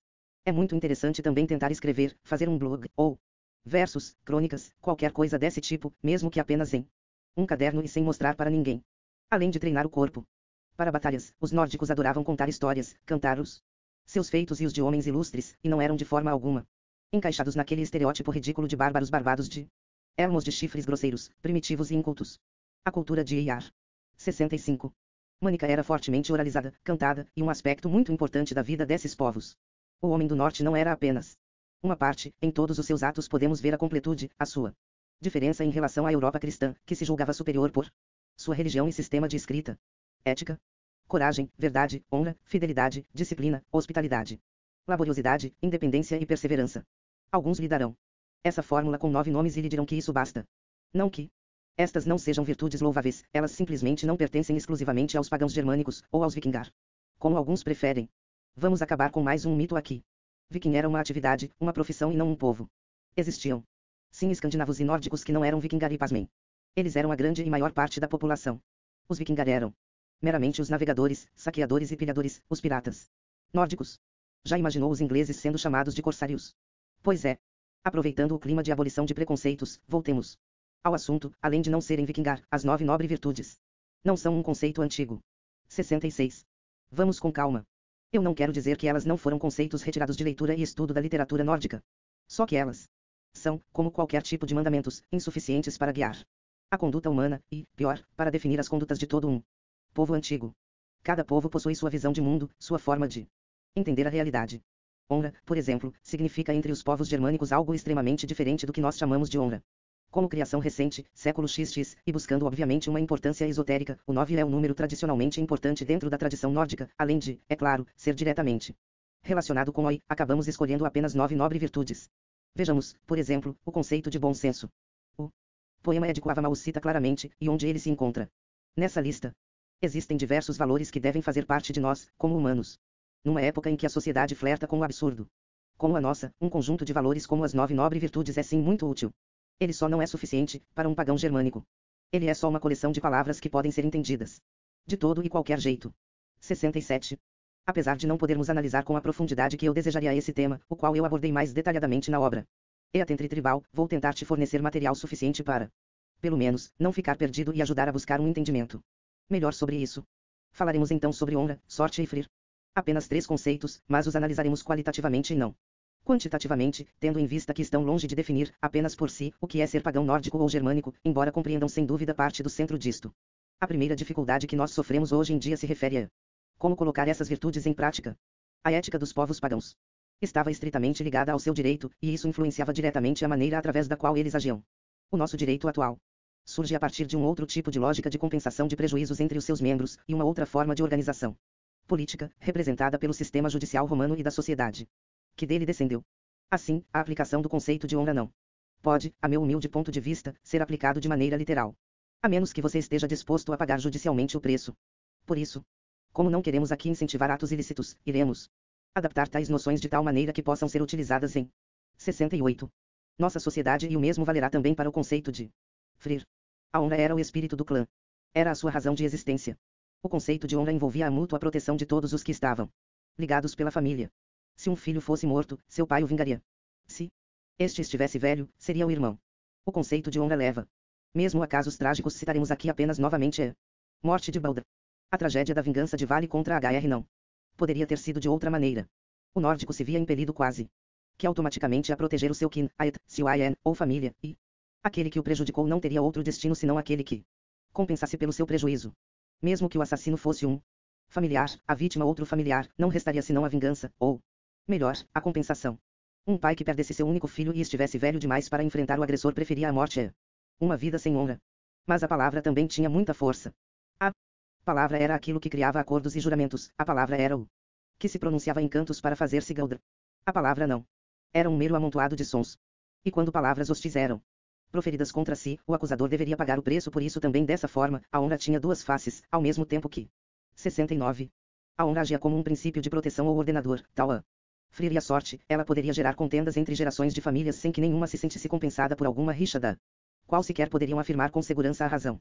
Há muito a se dizer sobre a honra e isso nem de longe supre a necessidade sobre o conceito. A honra era ao mesmo tempo pessoal e coletiva, e era a maior herança a se proteger ou conquistar. Hoje em dia, dentro da sociedade que estamos, podemos começar a praticar a honra evitando prejudicar pessoas que não nos fizeram nada de errado. Isso não significa ser passivo ou cordeiro, mesmo. Um lobo não sai atacando aleatoriamente por aí, apenas pela necessidade ou quando se sente ameaçado. Ser honrado é também não ferir a honra alheia, pois isso dá aos outros a necessidade de compensação. Significa então agir com respeito, mas nunca permitir que lhe tirem esse mesmo respeito, e pagar qualquer injúria ou preço que lhe foi cobrado. Entrelaçando-se ao conceito de ferir a paz e a felicidade da tribo, a honra exige que lutemos pelo nosso clã trabalhando por nossos familiares, dando-nos uns pelos outros. Não importa que não são pagãos, não importa que tenham seus defeitos. A falha dos outros não justifica os nossos próprios erros. 70. A ferir pode, de certa maneira, nos ajudar mesmo na pobreza. Quando não podemos nos alimentar da melhor forma que poderíamos, por coisas que independem de nós, ainda assim nos alimentamos da melhor forma que podemos, conforme aquilo que de nós depende. O conceito de ferir é essencial para o paganismo nórdico e marca o caráter coletivo de nossa espiritualidade. Sempre que estabelecemos ferir com alguém, estabelecemos uma relação de irmandade e respeito, uma aliança poderosa e benéfica para ambos os lados. O conceito de ferir pode ser comparado a um relógio, quando todas as engrenagens estão suficientemente lubrificadas, alinhadas e em movimento, o sentido do relógio existir é alcançado, basta apenas uma peça estar fora de perfeito funcionamento para todo o conjunto ser comprometido. Fica a utopia, se nós pudéssemos nos aproximar daqueles que estão ao nosso redor, se uma grande família pudesse ser feita, mesmo sem que o sangue seja o fator principal, chegaríamos perto da ferir novamente. Fora desse empenho coletivo, a ferir é inalcançável, ela não é uma virtude pessoal, mas de um grupo de pessoas. Todavia, uma família, um kindred, um harf, lar pagão, ou uma tribo, se bem estruturados, que saibam 71. Como encarar os desafios através da união entre seus membros. Pode, com muita certeza, alcançar a ferir entre eles. Mas para que a ferir seja alcançada, ainda existe um terceiro ponto a ser levado em consideração, a sorte. A sorte era a destreza e a maestria na arte de viver. Significava conseguir o máximo do que a vida poderia dar a um indivíduo, e a honra e a ferir exigiam que tal sorte fosse compartilhada com o seu kin, e mais que isso, significava ir além do comum. Ganhar na loteria pode ser uma sorte muito grande, mas empenhar-se corretamente, ser justo e honrado, servir aos deuses ancestrais, Vaettir e seu clã de maneira respeitosa comumente pode ser visto como uma forma de se alcançar a boa sorte, embora ela pudesse ser considerada, em grande parte, também como algo inato. Assim, para não me prolongar mais, deixo esses três conceitos: honra, sorte e ferir para você que se aproxima do paganismo dos nórdicos estudar, com profundidade. Na minha sincera opinião, se você puder compreender e aplicar, tanto quanto possível, esses três conceitos essenciais, enquanto procura por outros, entre os nórdicos antigos e demais povos germânicos, poderá ter um efeito bem maior na sua vida do que simplesmente abraçar as 9 virtudes sem conseguir entender o que elas poderiam significar na 72. Realidade para os antigos. Às vezes a qualidade vale mais que a quantidade. Todavia, se sentir realmente atraído pelas 9 virtudes, siga em frente. Apenas lembre-se que elas não são os mandamentos dos nórdicos da mesma forma que os conceitos que apresentei, mas uma interpretação tardia e seleção mais ou menos insuficiente de tudo aquilo que representava virtude para os nórdicos. Caso o assunto lhe chame bastante atenção, você pode ver uma análise mais detalhada em Eaten Tribal, Reconstruindo a Visão de Mundo e os Antigos Costumes do Norte, uma obra desenvolvida especialmente sobre esse assunto. Ritual, blood, sacrifícios e ofertas. Essa é uma das partes mais legais. O que falaremos aqui, mais uma vez, é apenas introdutório e insuficiente, a título de informação inicial. Entre os antigos pagãos, os sacrifícios envolviam ofertar as vidas e o sangue de animais e de seres humanos, em alguns casos. Existe um debate muito grande em torno da legitimidade do sacrifício animal. Não quero entrar nessa polêmica, apenas sustentar a ideia e o porquê tais sacrifícios eram feitos, e como podemos fazê-los, hoje em dia. 73. As antigas tribos produziam praticamente tudo o que precisavam. A religião era parte do seu sistema social. Os deuses não eram vistos de maneira separada e transcendente em relação à sociedade. Eram, e são, forças puldarussas que influenciam na sorte das colheitas e demais atividades. O blood, sacrifício, funciona como um pagamento aos deuses por aquilo que eles ajudam a produzir. A antiga religião do norte europeu funcionava sobre o princípio chamado do ut des, doa-te para que me des também, numa tradução livre. O blot era assim um pacto entre a tribo, da qual o goi, chefe religioso tribal, em geral também o chefe político ou patriarca entre os islandeses, era o representante ali, e os deuses. E barra o land, vai ou mesmo os ancestrais. Dessa forma o sacrifício dos animais. A queima de parte da colheita funcionava como uma entrega a essas forças daquilo que as pertencia daquilo que foi produzido. Os rituais de sacrifício eram atos de diplomacia entre tribo e as entidades que os rodeavam, funcionando como uma atitude de troca e agradecimento. Todavia os tempos são outros. A maioria de nós saiu do campo, e não produz mais familiarmente desde as roupas até os alimentos e armas. Em geral temos um trabalho especializado, e a maioria deles nem é um trabalho produtivo, isto é, que gera algum produto. 74. Mas prestação de serviços. Além disso, a maior parte de nós trabalha para terceiros e não familiarmente, sendo que o que resulta de nosso trabalho não nos pertence, o que é drasticamente diferente daquilo que viviam os antigos pagãos em uma produção rural e familiar. Nesse sentido, alguns consideram o sacrifício animal destituído de sentido. Eu creio que se compramos um animal, ou qualquer outra coisa, oferecemos o seu sangue e preparamos o corpo para uma refeição que envolva os membros do nosso kindred, o princípio e validade do blot permanece, mas isso é opinião pessoal. Agora vem a segunda parte do problema, como funciona isso? Vou separar essa resposta em duas partes, ofertas aos Landvættir. Blot mais complexo. Lembrando que as respostas aqui oferecidas fazem parte de minha visão pessoal sobre o assunto, e muitos podem ter outras ou mais ideias. Não que você não possa ofertar aos Landvættir dentro de um blot. Mas eu particularmente prefiro manter essa relação sempre viva, fazendo ofertas regularmente aos Landvættir. Gosto de juntar um pouco de alimento, e, como moro em área rural, deixo ao ar livre, ao pé de uma árvore, uma cajazeira por mim mesmo plantada. Após um canto e um discurso / conversa com esses espíritos. Em geral me sinto bem mais contente depois que faço isso, e posso 75. Sentir a força da natureza, e o vento reagindo a isso. A coisa aqui é bem pessoal, e eu gosto de fazer dessa forma para que os Landvættir não se sintam esquecidos, e possam ajudar na fertilidade do solo e proteção espiritual do lugar. Para aqueles que não possuem um espaço aberto, como quem mora em residência urbana sem quintal ou apartamento, onde animais, quaisquer que sejam, de quem quer que sejam, possam vir e comer as ofertas, tal ato era visto de maneira positiva entre os antigos, era como se os espíritos aceitassem a oferta através dos animais. Existem duas alternativas básicas, a primeira seria deixar o alimento ali por cerca de 24 horas, e então procurar um local na natureza para descartá-lo. Jamais jogue no lixo, e esteja certo de que sua oferta não é de um tipo que polui a natureza. A segunda seria ter um vaso de planta de médio / grande porte, como algum tipo de pinheiro, ou algo assim, onde você pudesse enterrar o alimento entre uma oferta / bloco e outro. Nesse caso você obviamente deveria esperar um pouco mais, uma vez que a decomposição dos alimentos aconteceria de maneira lenta proporcionalmente para o vaso de terra. Já um bloco coletivo ou individual mais tradicional envolve uma sequência de atos mais complexa. Pode-se começar com um canto. 76. Ou toque de algum instrumento como um berrante ou algo nesse sentido, objetivando chamar todos aqueles que participarão, sejam vivos ou espíritos. Em seguida, é interessante fazer um discurso ou diálogo, no qual honra-se aos deuses ancestrais. Comentasse sobre atos importantes ou dificuldades individuais, para quem está só, ou do clã / kindred. Pode-se invocar os deuses para abençoar algum líquido / bebida ritual e usar um ramo para aspergir sobre os participantes e imagens de divindades. Faz-se então o sacrifício, invocando e oferecendo aos deuses, deixando em uma tigela ou diretamente sobre o solo, ou talvez ainda, queimando em uma fogueira.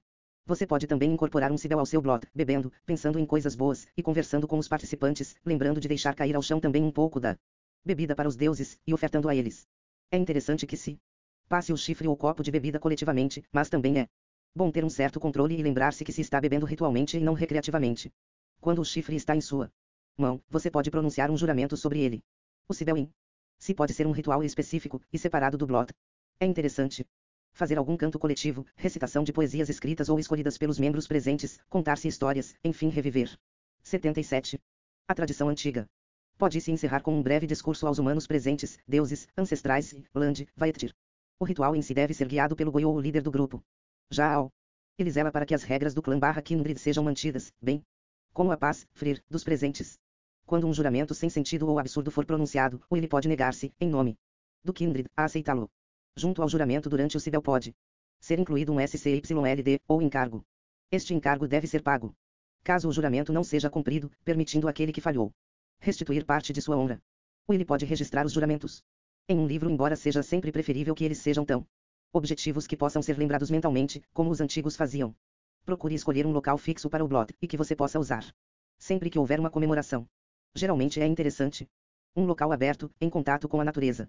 Tudo o que foi dito aqui não são regras absolutas, mas ideias gerais para aqueles que Nunca fizeram antes, e com o tempo podem e devem aperfeiçoar.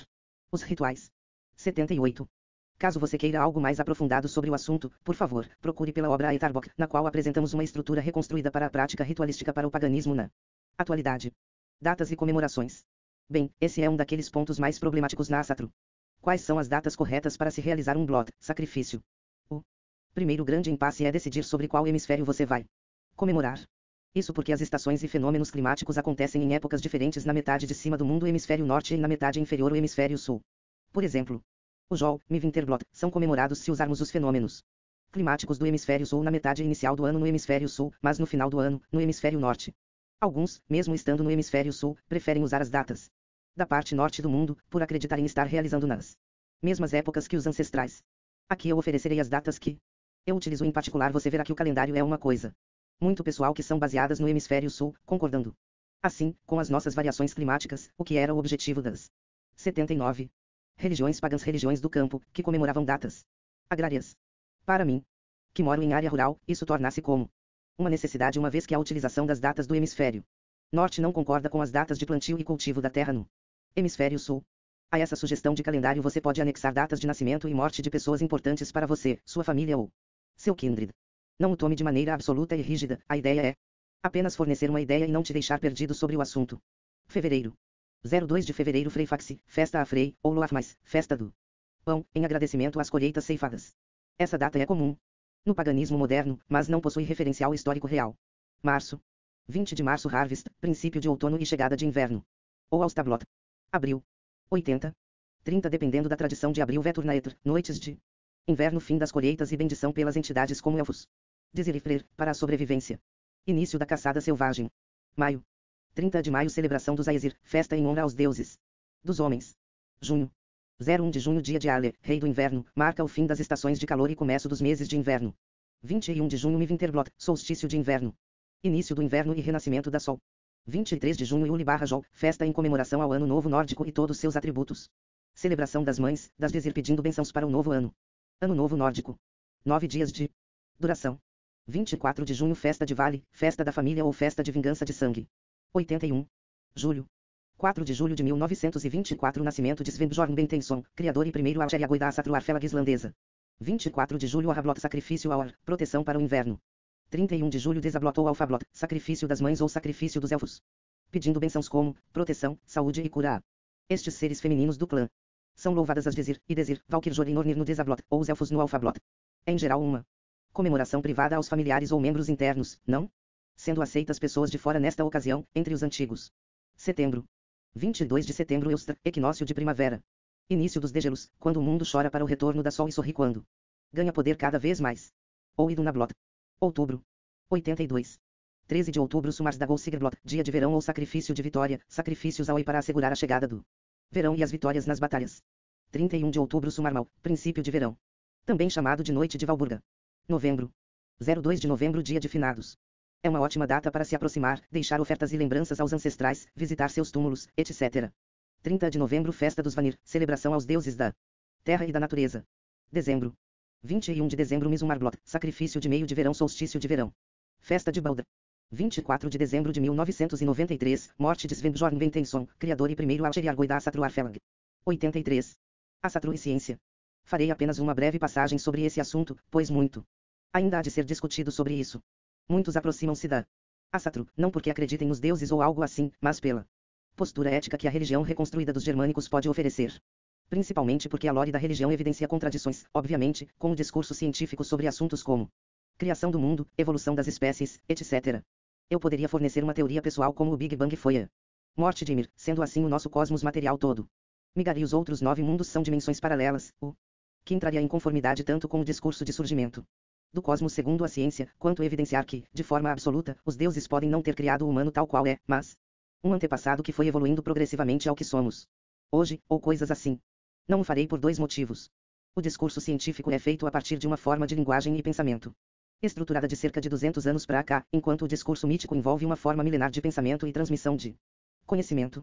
Qualquer fusão de ambas as formas de interpretação e conhecimento é então pessoal, e alguns vão levar os mitos ao 84. Pé da letra o que nem mesmo Ilmar Nilmarsson, o sumo sacerdote, Algeriagoi, da Asatru Arfélag islandesa faz, enquanto para outros, que preferem uma compreensão não literal se deparam com o problema de que as possibilidades de interpretação figurativa são, no mínimo, infinitas enquanto houver humanos pensando sobre elas. Nesse sentido, eu, em particular, prefiro uma interpretação dos mitos nórdicos a partir das verdades empíricas da ciência. Casando ambas as interpretações de maneira inteligível para mim, mas sem jamais impor ou discriminar os que pensam diferente de mim na religião ou fora dela. Sim, eu odeio o fundamentalismo, e ele pode se apossar da Asatru também, da mesma forma que não está presente em todos os cristãos ou membros de qualquer outra religião revelada. Quando a mitologia, por favor, parem de usar essa palavra como insulto, ela significa um corpus de explicação baseada em discurso mítico e não mentira usando o nome de deuses, não é suficiente ou contraditória, eu não hesito em responder, o discurso da religião deve e precisa ser respeitado, mas não podemos nos abster daquilo que a ciência empírica oferece. A ciência é feita a partir da 85. Análise da realidade, e não de um conjunto de dogmas, preconceitos e ideias que objetivam nos cegar, como acontece com muitas doutrinas religiosas e políticas extremas. Desta forma, penso ser impossível nos abster da ciência, por mais religiosos que sejamos. Se religião significa religar, como podemos tentar escapar do objeto que ela está tentando nos apresentar, e, assim, facilitar esse trabalho de religação do humano com o todo que o cerca? Além disso, cabe ressaltar que a ciência está disposta a responder os como entender os processos de funcionamento da realidade. Isso é muito importante, e não deve ser menosprezado. A religião, por outro lado, busca dar um sentido e um porquê a essas coisas. Ambas não estão essencialmente em contradição, não são coisas opostas. Não estou falando de um sincretismo pseudocientífico, como feito pela ufologia e teorias da conspiração. O paganismo é uma forma de enxergar a realidade, uma configuração mental, e uma forma de se relacionar com o mundo ao nosso redor. Não há motivos para uma religião sem dogmas como o paganismo entrar em oposição aberta com a ciência, como acontece com os credos revelados. 86. Escolha a sua facção. Começamos o assunto em tom de brincadeira, mas a coisa é séria. Eu poderia muito bem ter fingido que tudo são rosas dentro do paganismo nórdico, e deixado você trombar com algum site nazista, usando imagens de Oi, vendo suásticas e Valknut juntos. Ou, de outro lado, ver propaganda abertamente antinazista e inclusiva, mostrando a Asatru como a religião da natureza e do amor. Essa cisão é aberta, perceptível para aqueles que acabam acompanhando o meio pagão através da internet, pois é ela o local que oferece em geral os principais materiais para aqueles que estão iniciando no paganismo nórdico. Existem basicamente 3 respostas principais de paganismo nórdico, no que se refere à pergunta, quem pode praticar o paganismo germânico/nórdico, cada uma das 3 rechaçando as outras. De um lado, existem aqueles que dizem que a religião é determinada biologicamente. Dessa forma, apenas aqueles que tenham descendência dos antigos europeus, do norte, poderiam praticar a religião, pois ela seria como um chamado dos deuses através do sangue. De outro, existem os que dizem que a religião não tem nenhuma influência da biologia, e, sendo assim, todo e qualquer um 87. Pode praticar o paganismo nórdico, sem mais problemas. No terceiro ponto de vista estão aqueles que acreditam que, apesar de religião e biologia não se influenciarem mutuamente, não é todo e qualquer um que pode praticá-la, e deve haver um padrão a se analisar. O primeiro grupo chama-se habitualmente Fulkish. Entre eles você encontrará desde racistas não assumidos, pregando apenas o separatismo religioso baseado na origem étnica, que, em última instância, é baseado em quanta melanina se tem na pele, até racistas violentos, como white powers e nazistas. Em geral baseiam suas ideias naquele romantismo racista de fins de século XIX e começo de século XX. O darwinismo social, a ariosofia e arianismo são algumas das influências dos grupos radicais, geralmente associando a Asatru ao misticismo nazista. Os mais moderados baseiam-se em conceitos como o de metagenética, como justificativa de que a religião seria um fator biológico, e, embora não afirmem-se categoricamente a favor de teorias de superioridade racial, são racistas quando dizem que a biologia, a etnia são fatores determinantes na prática da religião. O segundo grupo é designado como universalista. Como extremo oposto dos Fulkish, embora bem intencionados, não possuem 88. Muito rigor religioso. Basta se chamar de Asatruar, e, com isso, você torna-se para eles um Asatruar. Muito se critica na prática dos universalistas o fato de não se ter um rigor histórico ou científico muito grande, com a anexação de vários conceitos modernos e estranhos ao paganismo, bem como subjetivização extremada da religião, o que muitas vezes acaba caindo no esoterismo.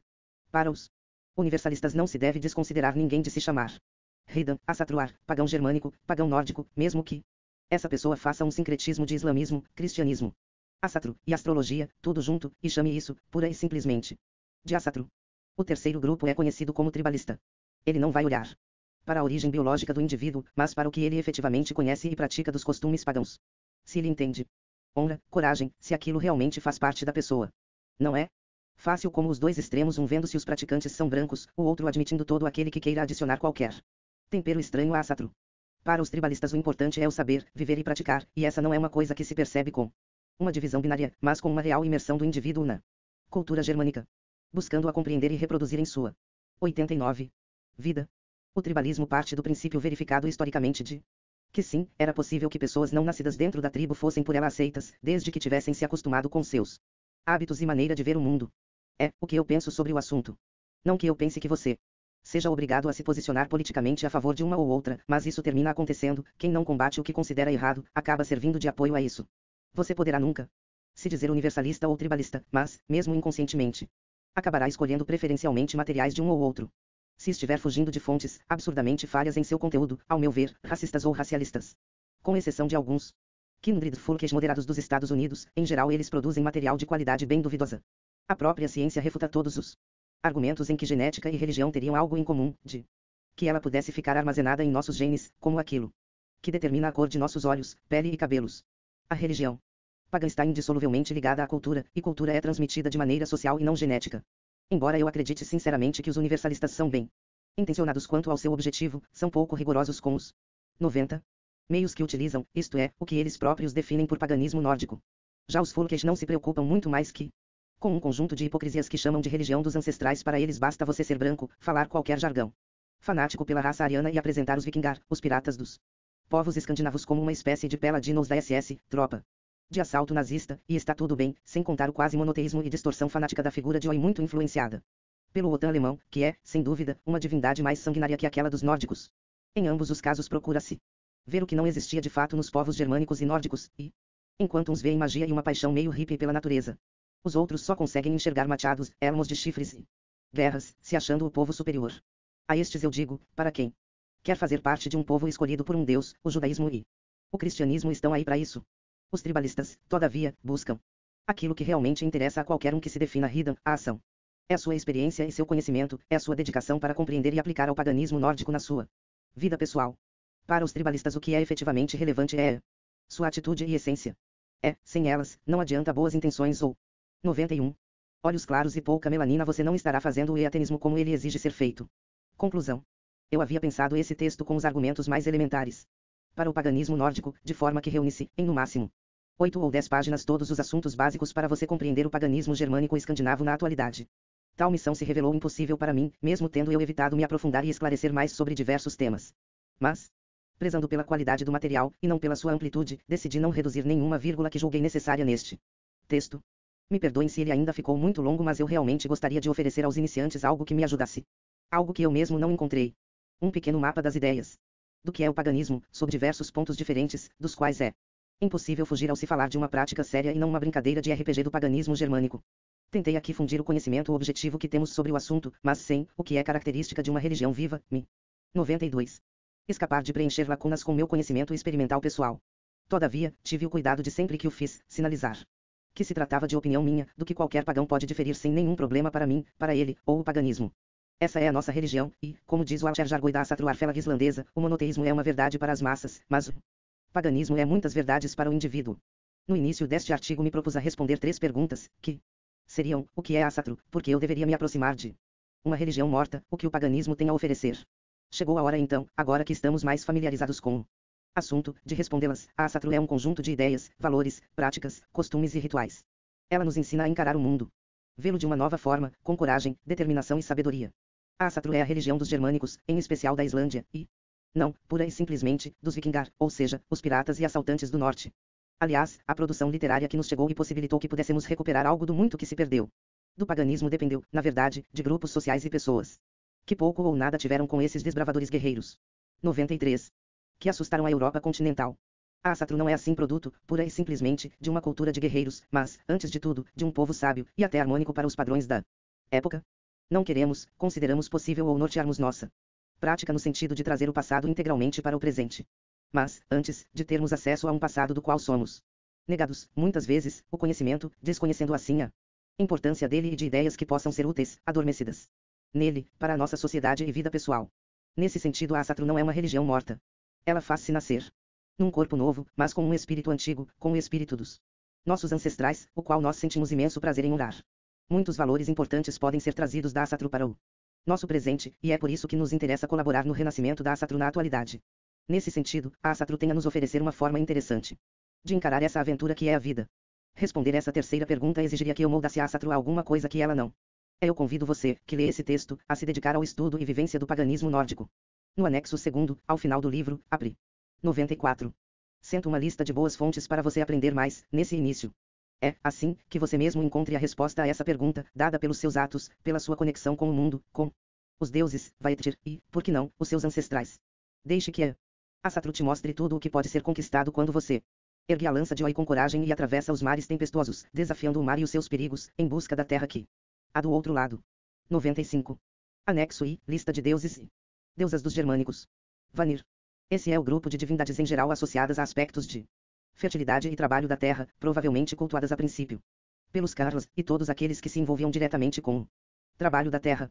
É relatada na Vlospa, um dos poemas da Edda poética, que 3 deles, NJRR e seus 2 filhos, Freyr e Freyja, foram entregues aos Aesir como reféns numa troca que envolveu membros de ambos os clãs, para solucionar uma guerra da qual nenhum dos dois era capaz de se fazer vencedor.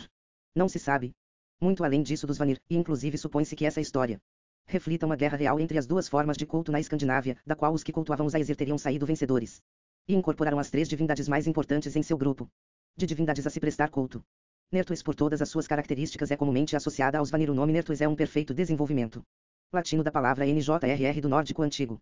Muito se debate acerca desta deusa, pois ela, apesar de parecer ser uma deusa cultuada no continente, carrega traços semelhantes ao casal Frogin/FJRGYNN, terra ou montanha, ou seja, deuses da terra tão obscuros e com nomes tão semelhantes que não se. 96.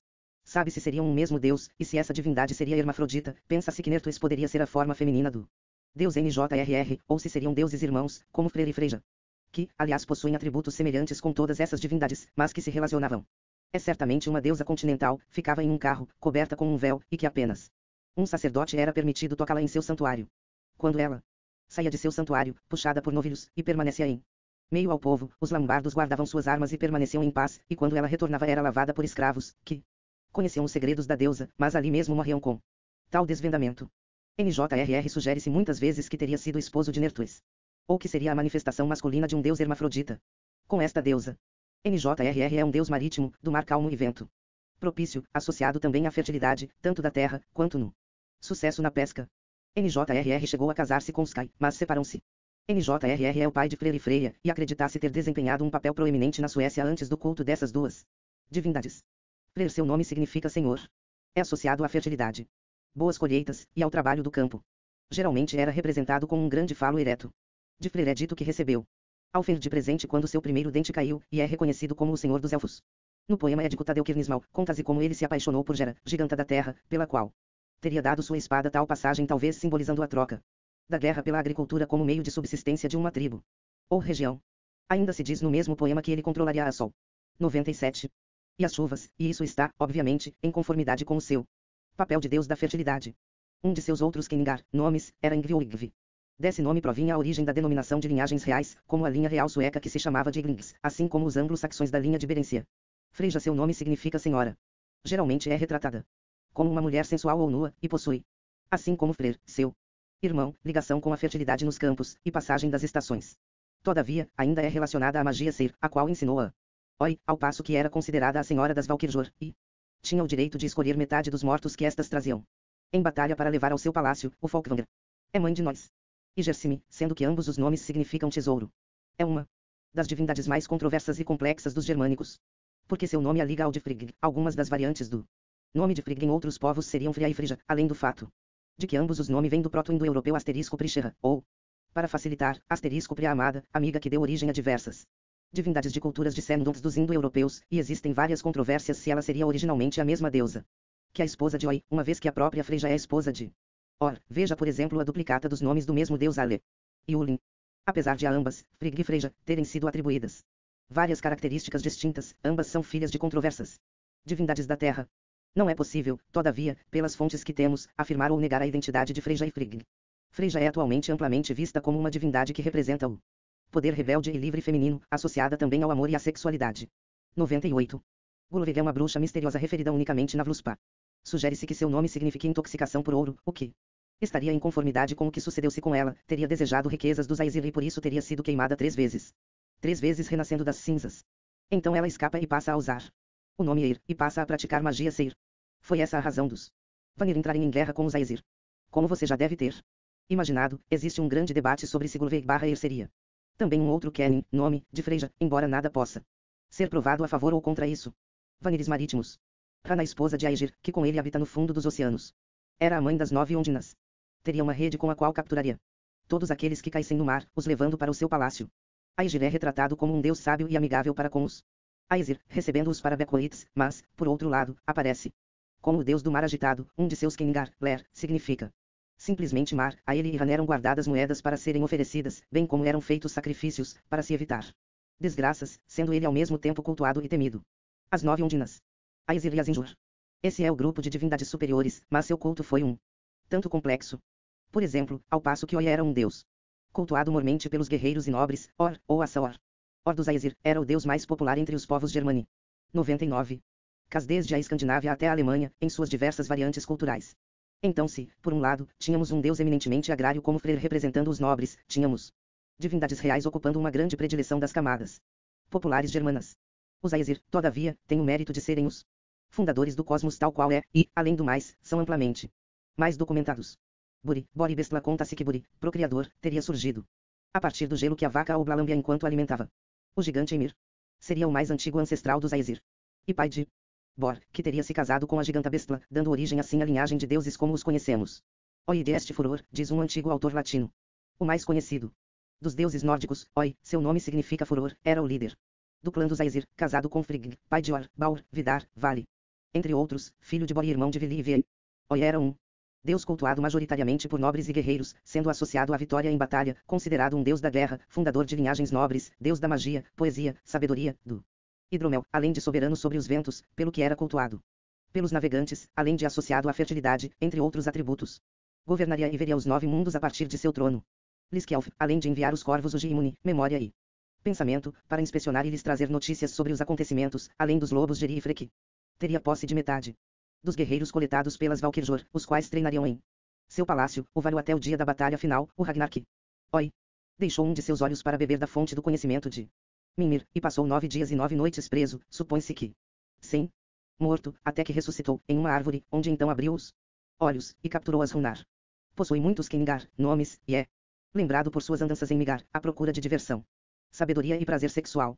Oi conhece todos os RLGS, mas não tenta impedir que as coisas aconteçam como devem ser. Seu símbolo, além dos corvos, são a lança Gungnir, que nunca era o alvo. E onde ele anota os seus pactos? Foi com seus irmãos um dos criadores da humanidade, e há de perecer para o lobo Fenrir no dia do Ragnarok. Oi também é o líder dos espíritos durante a caçada selvagem. Oi ainda é dono do cavalo de 8 patas Sleipnir, com o qual ele viaja através dos 9 mundos, o que pode ser uma simbologia que o aproxime das viagens xamânicas. A ele é associado também o Valknut, nó dos mortos, símbolo que é composto 3 nós em forma de triângulo sobreposto ao outro, e que significa o poder dessa divindade sobre o WYRD e a capacidade de amarrar os destinos através da morte, entre outras maneiras. Tem como correspondentes entre os alemães Wotan, e entre os anglo-saxões o Oldon. Frigg, esposa de Oi, líder das Asinjur, também chamada de Frigga, esta deusa estava relacionada à arte de fiar, sendo responsável por compor o fio dos RLGS com o qual as Nornir teciam a teia do destino, além de ser atribuída a ela a confecção das nuvens, o que a colocava em proximidade com atributos da fertilidade. Desenvolve um papel materno importante, embora não existam afirmações claras quanto à sua associação a esse atributo. É considerada uma deusa da família, das atividades do lar, e possui diversas serviçais e auxiliares, das quais alguns dizem que são apenas manifestações da própria deusa Frigg. 101. Or é o deus vermelho, e seu nome significa simplesmente trovão. É o campeão e paladino dos deuses, protetor da humanidade. É, sem dúvida, o deus mais popular tanto nos tempos antigos como na modernidade. Or é o deus dos trovões, da chuva e da fertilidade, mas também dos guerreiros. Filho de OIFJRGYN, segundo outros JR, mas ambas são deusas gigantas da terra, casado com Sif, com ela tem a filha Hur, força, com Jarsasha, uma giganta, tem 2 filhos, Magni, forte, e Moi, raiva. Or é dono do martelo Junir, triturador, que usava para esmagar os gigantes de gelo, mas também de uma carruagem com 2 bodes que, mesmo que comidos, se preservados os seus ossos, poderiam ser ressuscitados. Era inimigo mortal da serpente Jrungar, sendo que ambos matariam-se mutuamente no Ragnarok. Suas variantes são o Nor entre os anglo-saxões e Dunar entre os alemães. Sif, apesar de esposa de Or, nos mitos que nos chegaram desempenha um papel secundário. É considerada a deusa da fertilidade, dos campos de trigo, e teria longos cabelos louros, até que Loki os cortou, tendo que fazer os anões confeccionarem uma nova cabeleira, de ouro, para ela, pois foi obrigado a isso por Or. É mãe de Hur, com Or, mas também de Ale, do qual se perderam os registros de quem seria o pai. Ale ou Ale, Olin, é deus da caça, do arco e da neve. Ale, glorioso, também é considerado um deus da justiça, e teria assumido o lugar de Oi por cerca de 10 anos em Asgard quando este fora expulso por conduta imprópria. É um esquiador, casou-se com Sky, quando esta separou-se de NJRRA é uma divindade muito antiga, da qual restaram poucas informações, mas é provável. 102. Que tivesse sido também associado à magia. Há evidências sugerindo que ele era conhecido e cultuado no sul da Noruega e no centro da Suécia. Supõe-se que na era viking ele era uma deidade antiga e já a caminho do esquecimento. Vidar, ou Vitar/Waider, é chamado de o Aesir Silencioso. Pouco sabemos deste deus, mas é fato que ele será quem matará o lobo Fenrir no Ragnarok, vingando assim a morte de seu pai. Desempenhando assim um papel fundamental, pelo que é considerado o deus da vingança. É irmão gêmeo de Vale, e foi concebido por Gry, Rain, uma giganta. Vale assim como Vidar pode ser considerado um deus da vingança, pois é ele o responsável por vingar a morte do irmão Baur, matando o irmão Hr. É atribuída a ele uma singular perícia no uso do arco. Baur, conhecido como o deus brilhante, Baur era filho de Frigg, sendo que a sua morte é o primeiro anúncio do Ragnarok. Era considerado uma divindade solar e da luz. Hr, o deus cego associado ao inverno, matou Baur após ser usado por Loki em um ato de trapaça. Nena, a fiel esposa de Baur, que acompanha o marido em sua jornada para o Elir, sendo assim considerada como uma deusa da fidelidade. Baur é mãe de Forseti. Forseti é o deus da justiça, sendo que seu nome significa anfitrião. Seu palácio chama-se Glitnir e seu culto acontecia mormente na Frisia. Segundo a tradição, os acordos que Forseti mediava sempre eram agradáveis e aceitos por ambas as partes, transformando-o num deus que podia, com sua virtude, resolver contendas. 103. Hermor é o mensageiro dos deuses. É ele o deus que leva o pedido dos destes pela vida de Baurahel e procura nos 9 mundos alguém que não lamente por Baur. Vili-o, Oinir. Foi ele quem dotou o ser humano de raciocínio, ou alma. Apesar disso, é curiosamente descrito como um deus ineficiente e incapaz de obter posição de destaque entre os Vanir. Quando foi enviado como refém para concretizar as negociações de paz entre esses e os Aesir, o que resultou na morte de Mimir, outro dos reféns. Veolodur, concedeu os sentidos aos seres humanos. Irmão de Vili e Oi. Bragi, filho de Oi, deus da poesia, da arte das palavras, da inspiração poética. Casado com Yun. E um deusa primaveril. Da fertilidade e boa plantação, acredita-se que seria originalmente uma elfa, elevada ao posto de divindade. Graças à sua beleza. Era a responsável por guardar os frutos dourados quase sempre descritos hoje como maçãs que garantiam a juventude aos deuses, o que fez com que ela fosse sequestrada. Há a possibilidade de que Yun seja a mãe de Sky, embora nada possa ser confirmado a respeito. TYR suas variantes são os Eu entre os alemães e TIW entre os anglo-saxões.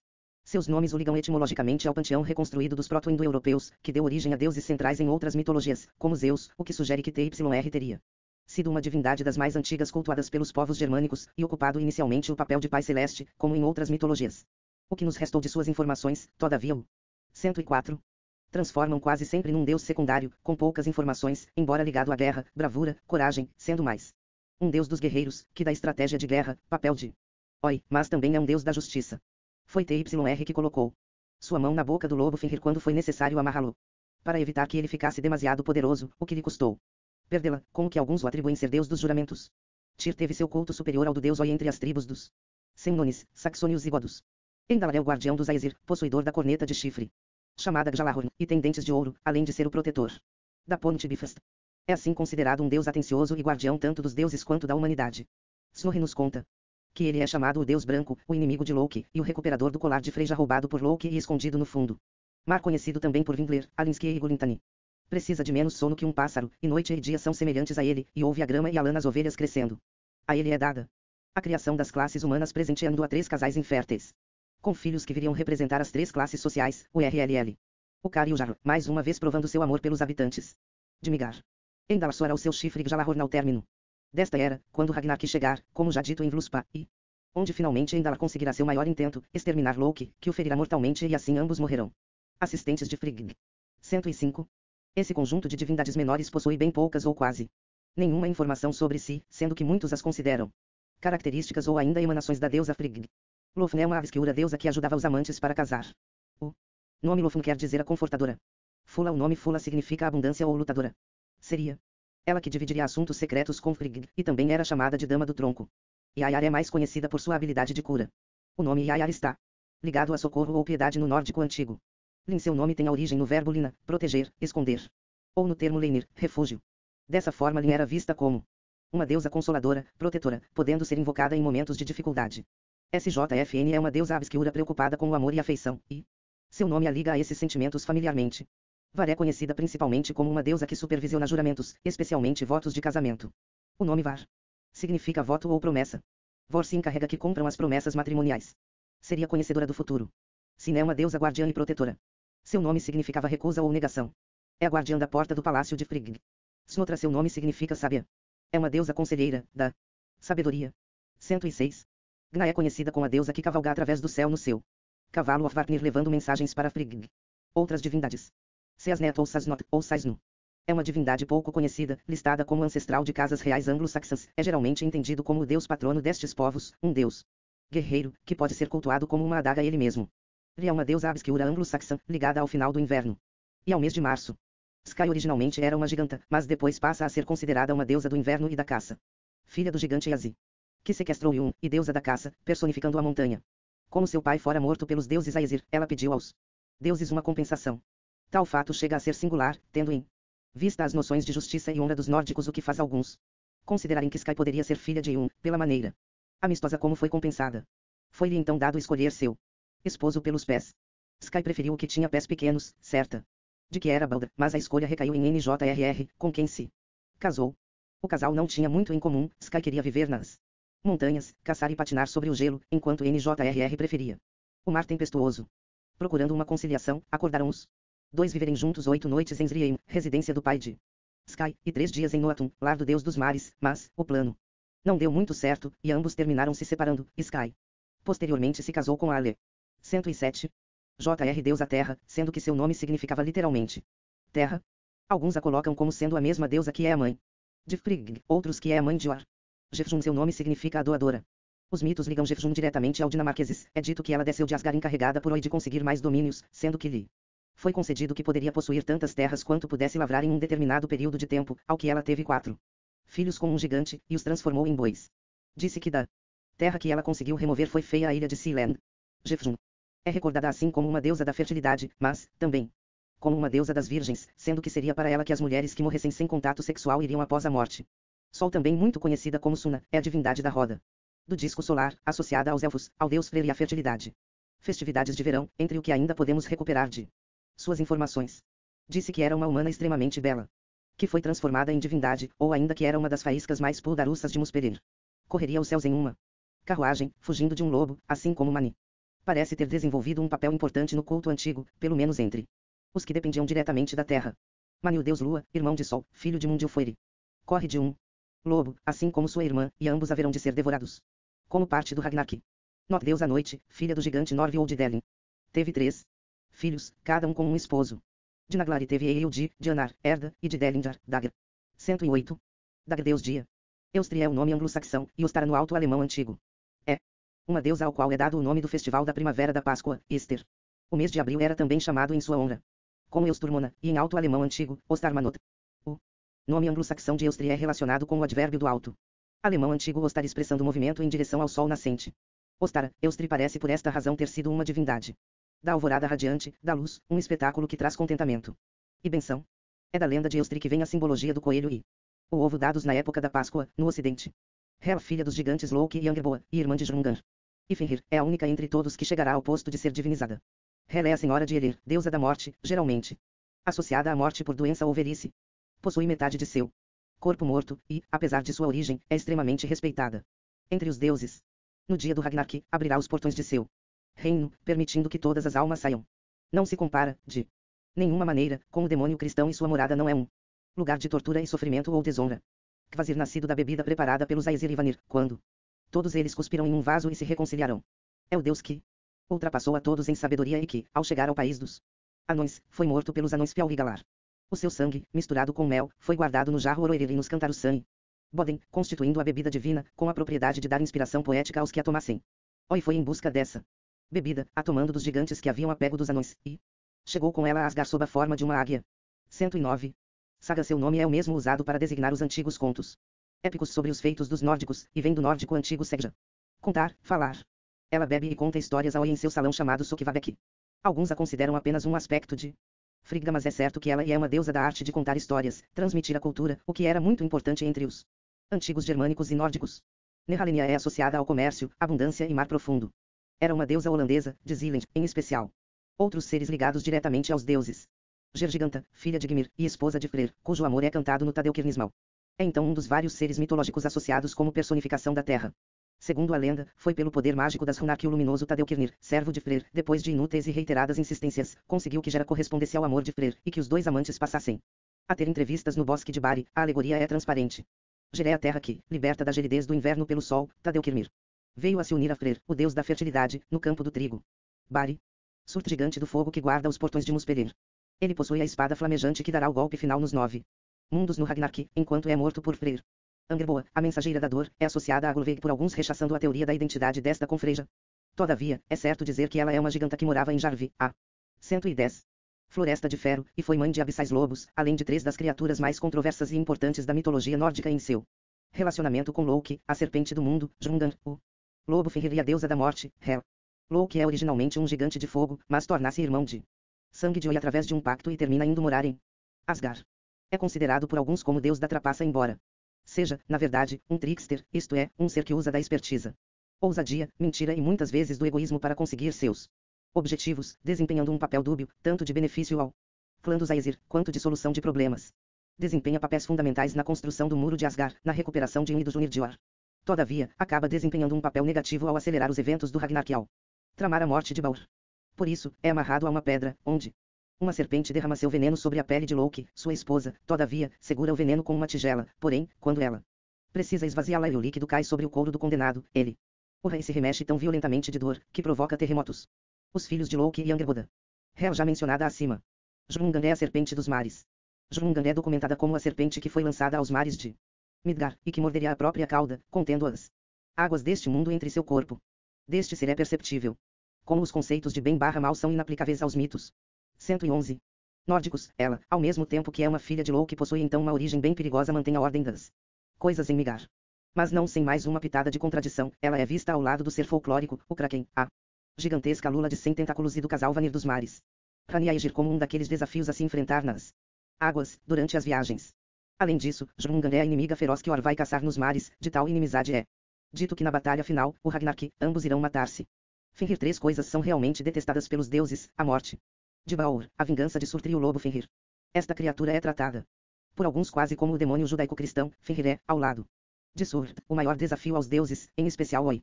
Fenrir eleva em sua figura à potência máxima as preocupações e evidências de que o destino não poderá ser evitado. O nascimento de Fenrir é, praticamente, uma contagem regressiva do cosmos tal qual Fenrir nasce para matar Oi, e, desde que entra em contato com os deuses, mostra como é violento, poderoso e incontrolável. Apenas uma corrente ilusória, ou de poderosa magia, bem verdade, é capaz de o prender, provisoriamente. Das crias de Loki. Esta é, certamente, a mais detestada por todas. Valkyr são espíritos femininos que recolhem os mortos em batalha e, segundo algumas fontes, os serviriam, durante o treinamento deles em Valhall. São relatadas em número diverso. São consideradas por alguns dizer espíritos ancestrais das batalhas. Ao contrário da maneira como são comumente representadas nas indústrias do entretenimento, eram consideradas seres bestiais, horrendos e assustadores, em vez de belas mulheres sensuais. 112. Nornir são as 3 fiandeiras do fio do WYRD, responsáveis pelo destino de todas as coisas no cosmo. São como que os Vaettir do tempo ou espíritos, almas do tempo. Essas expressões são altamente figurativas e não literalistas. Havia uma para o passado, uma para o presente, e outra para o tempo por vir. Também eram responsáveis por manter as raízes de Yggdrasil em recuperação da corrupção causada por criaturas que a causavam prejuízo. Mimir gigante, tio materno de Odin e guarda da fonte Mimisbrun, de onde jorrava a água que dava poderoso espírito e sabedoria. Após a guerra entre os deuses Aesir e Vanir, foi trocado junto com Einir para haver paz entre os povos, mas foi morto pelos Vanir e a sua cabeça enviada aos Aesir. Odin, recebendo-a, embalsamou-a, murmurou sobre ela fórmulas mágicas, para que não apodrecesse, e a ela recorria quando queria se aconselhar ou saber de coisas ocultas. SKLL e os 2 lobos que perseguem a Sol e o Lua, Suna e Mani. Vieram de Jarnvid e devoraram os 2, o que será um dos anúncios de que o Ragnarok chegou. 113. Anexo 2, lista de materiais. Para se conhecer melhor o paganismo nórdico. Nesse ponto você verá que, por mais que eu tente apresentar materiais em português, ainda não possuímos uma tradição na Asatru que seja afirmada e madura o suficiente para termos extensos materiais em nossa língua vernácula. Apesar de eu tentar, com meus projetos online, além de outras pessoas há mais tempo que eu, fazer um trabalho de tradução de tudo aquilo que vá se mostrando indispensável ler, os materiais estão, em sua grande e pesada maioria, em inglês. Indicarei aqui, de forma principal, obras que podem ser encontradas para download na internet. Não farei uma longa lista, deixarei apenas aquilo que puder ser mais relevante ao teu conhecimento. Conforme dúvidas forem surgindo, você já saberá, ao menos pelo que perguntar ao Google. Melhor que antes, não? As Edas em prosa e poética estão em grande parte vertidas ao português, principalmente pelas traduções de Márcio Alexandre Moreira, ou Wittgenstein. Poemas como Vluspa, Avamal e Rinskvia lhe farão passear entre a fascinação pela capacidade de contar histórias, pela fascinação pela sabedoria até boas risadas. Das situações cômicas em que algumas vezes os deuses se encontram, e sim, nós temos uma religião feliz. Serão de muita ajuda. 114. Das mesas redondas promovidas pelo Kindred Trisundari disponíveis no YouTube. De Hilda Elise Davidson eu aconselho, pelo menos, 2 materiais, Gods and Myths of Northern Europe, principalmente, The Road to Hell. Você também pode se encontrar com o compêndio de informações para consulta em Norse Mythology, de John Lindahl, caso não possa adquirir a versão ótima e em português do trabalho do Dicionário de Mitologia Nórdica, que é organizado por Johnny Lear. Existem também mais 2 livros minha autoria, um apenas sobre prática o Aitarbok, bit.ly/Aitarbok 3, e uma mais aprofundada sobre os costumes Haydans, o Yatenri Tribal, bit.ly/Tribal. Algumas outras obras importantes. Kveldul Ferry Gundarsson, Elvis White and Truls. Wilhelm Gerbesch, The Culture of the Teutons, obra indispensável. Maria Regina Cardoso, Org, Mitologia Germano-Escandinava. Santiago Barreiro, Religion, Alfarende de Vergar. Artigos do Prof. Johnny Lear, do Grupo Braer, e do Neve, Núcleo de Estudos Vikings e Escandinavos. John Arnott Macculloch, Edic Mythology. Stefan Gandhi, Freja and Frigg, publiquei uma tradução para o português no blog Assatru e Liberdade. O manuscrito de I.D.N. Fadlan. 115. O site, outrod.wibli.com, Outrof, possui um livro essencial. Também, não encontrei versões PDF. Kveldulf Gundarsson, Titanic Magic. Stefan Grande, The Cult of Oi. Você pode tentar o seguinte plano de leitura. Estágio 1. Básicos da visão de mundo. Entendendo a visão de mundo dos povos germânicos vai lhe auxiliar a melhor interpretar as histórias e valores apresentados nas Eddas, Sagas e Saxo. Dicionário de Mitologia Nórdica por Johnny Lear. Culture of the Teutons por Wilhelm Grombesch. Germanization of Early Medieval Christianity por James Russell. Under the Cloak por John Nephew Adalstensson. Apis of Horsliver por John Nephew Adalstensson. Fielding Icelandic Sagas por Jesse Bayuk. The Gift, The Form and Reason for Exchange in Archaic Societies. Por Marcel Mauss. The Handbook of Contemporary Animism por Graham Harvey. 116. Estágio 2. Sagas, especialmente Egil Saga, Gisla Saga, Rafkel Saga, Njaus Saga, Laxdæla Saga, Grettis Saga e Glinga Saga. The Saga Horde. Volumes 1 e 2 bem como The Saga of Iceland são excelentes coleções de sagas. O Jarl Didos por Eric Oldanin é uma obra altamente indicada. Hammer of the Gods ou The Belief of the Tribe por Suen Oldanin, ambos são ótimos mas são mais ou menos focados nos mesmos temas. Estágio 3. Edda Poética. Tradução de Jackson Crawford. Edda em prosa por Snorri Sturluson. Tradução de Jesse L. Bayuk. Mitologia Nórdica por Neil Gaiman. 9 Books of Danish History por Saxo Grammaticus. Hilda Elise Davidson, editora, Peter Fischer, tradutor. Beowulf. Tradução de Seamus Heaney. 117. Road to Hell por Hilda Elise Davidson. Investigating the Afterlife Concepts of the Norse por B.I.L. Lindsay. The Tradition of Household Spirits por Claude Lecoulteux. Lost Beliefs of Northern Europe por Hilda Elise Davidson. The Midhall por Stephen Pollington. Tudo com exceção de The Germanization of Early Medieval Christianity, Lost Beliefs e The Midhall custam cerca $25 e muitos encontram-se gratuitamente na internet em formato PDF.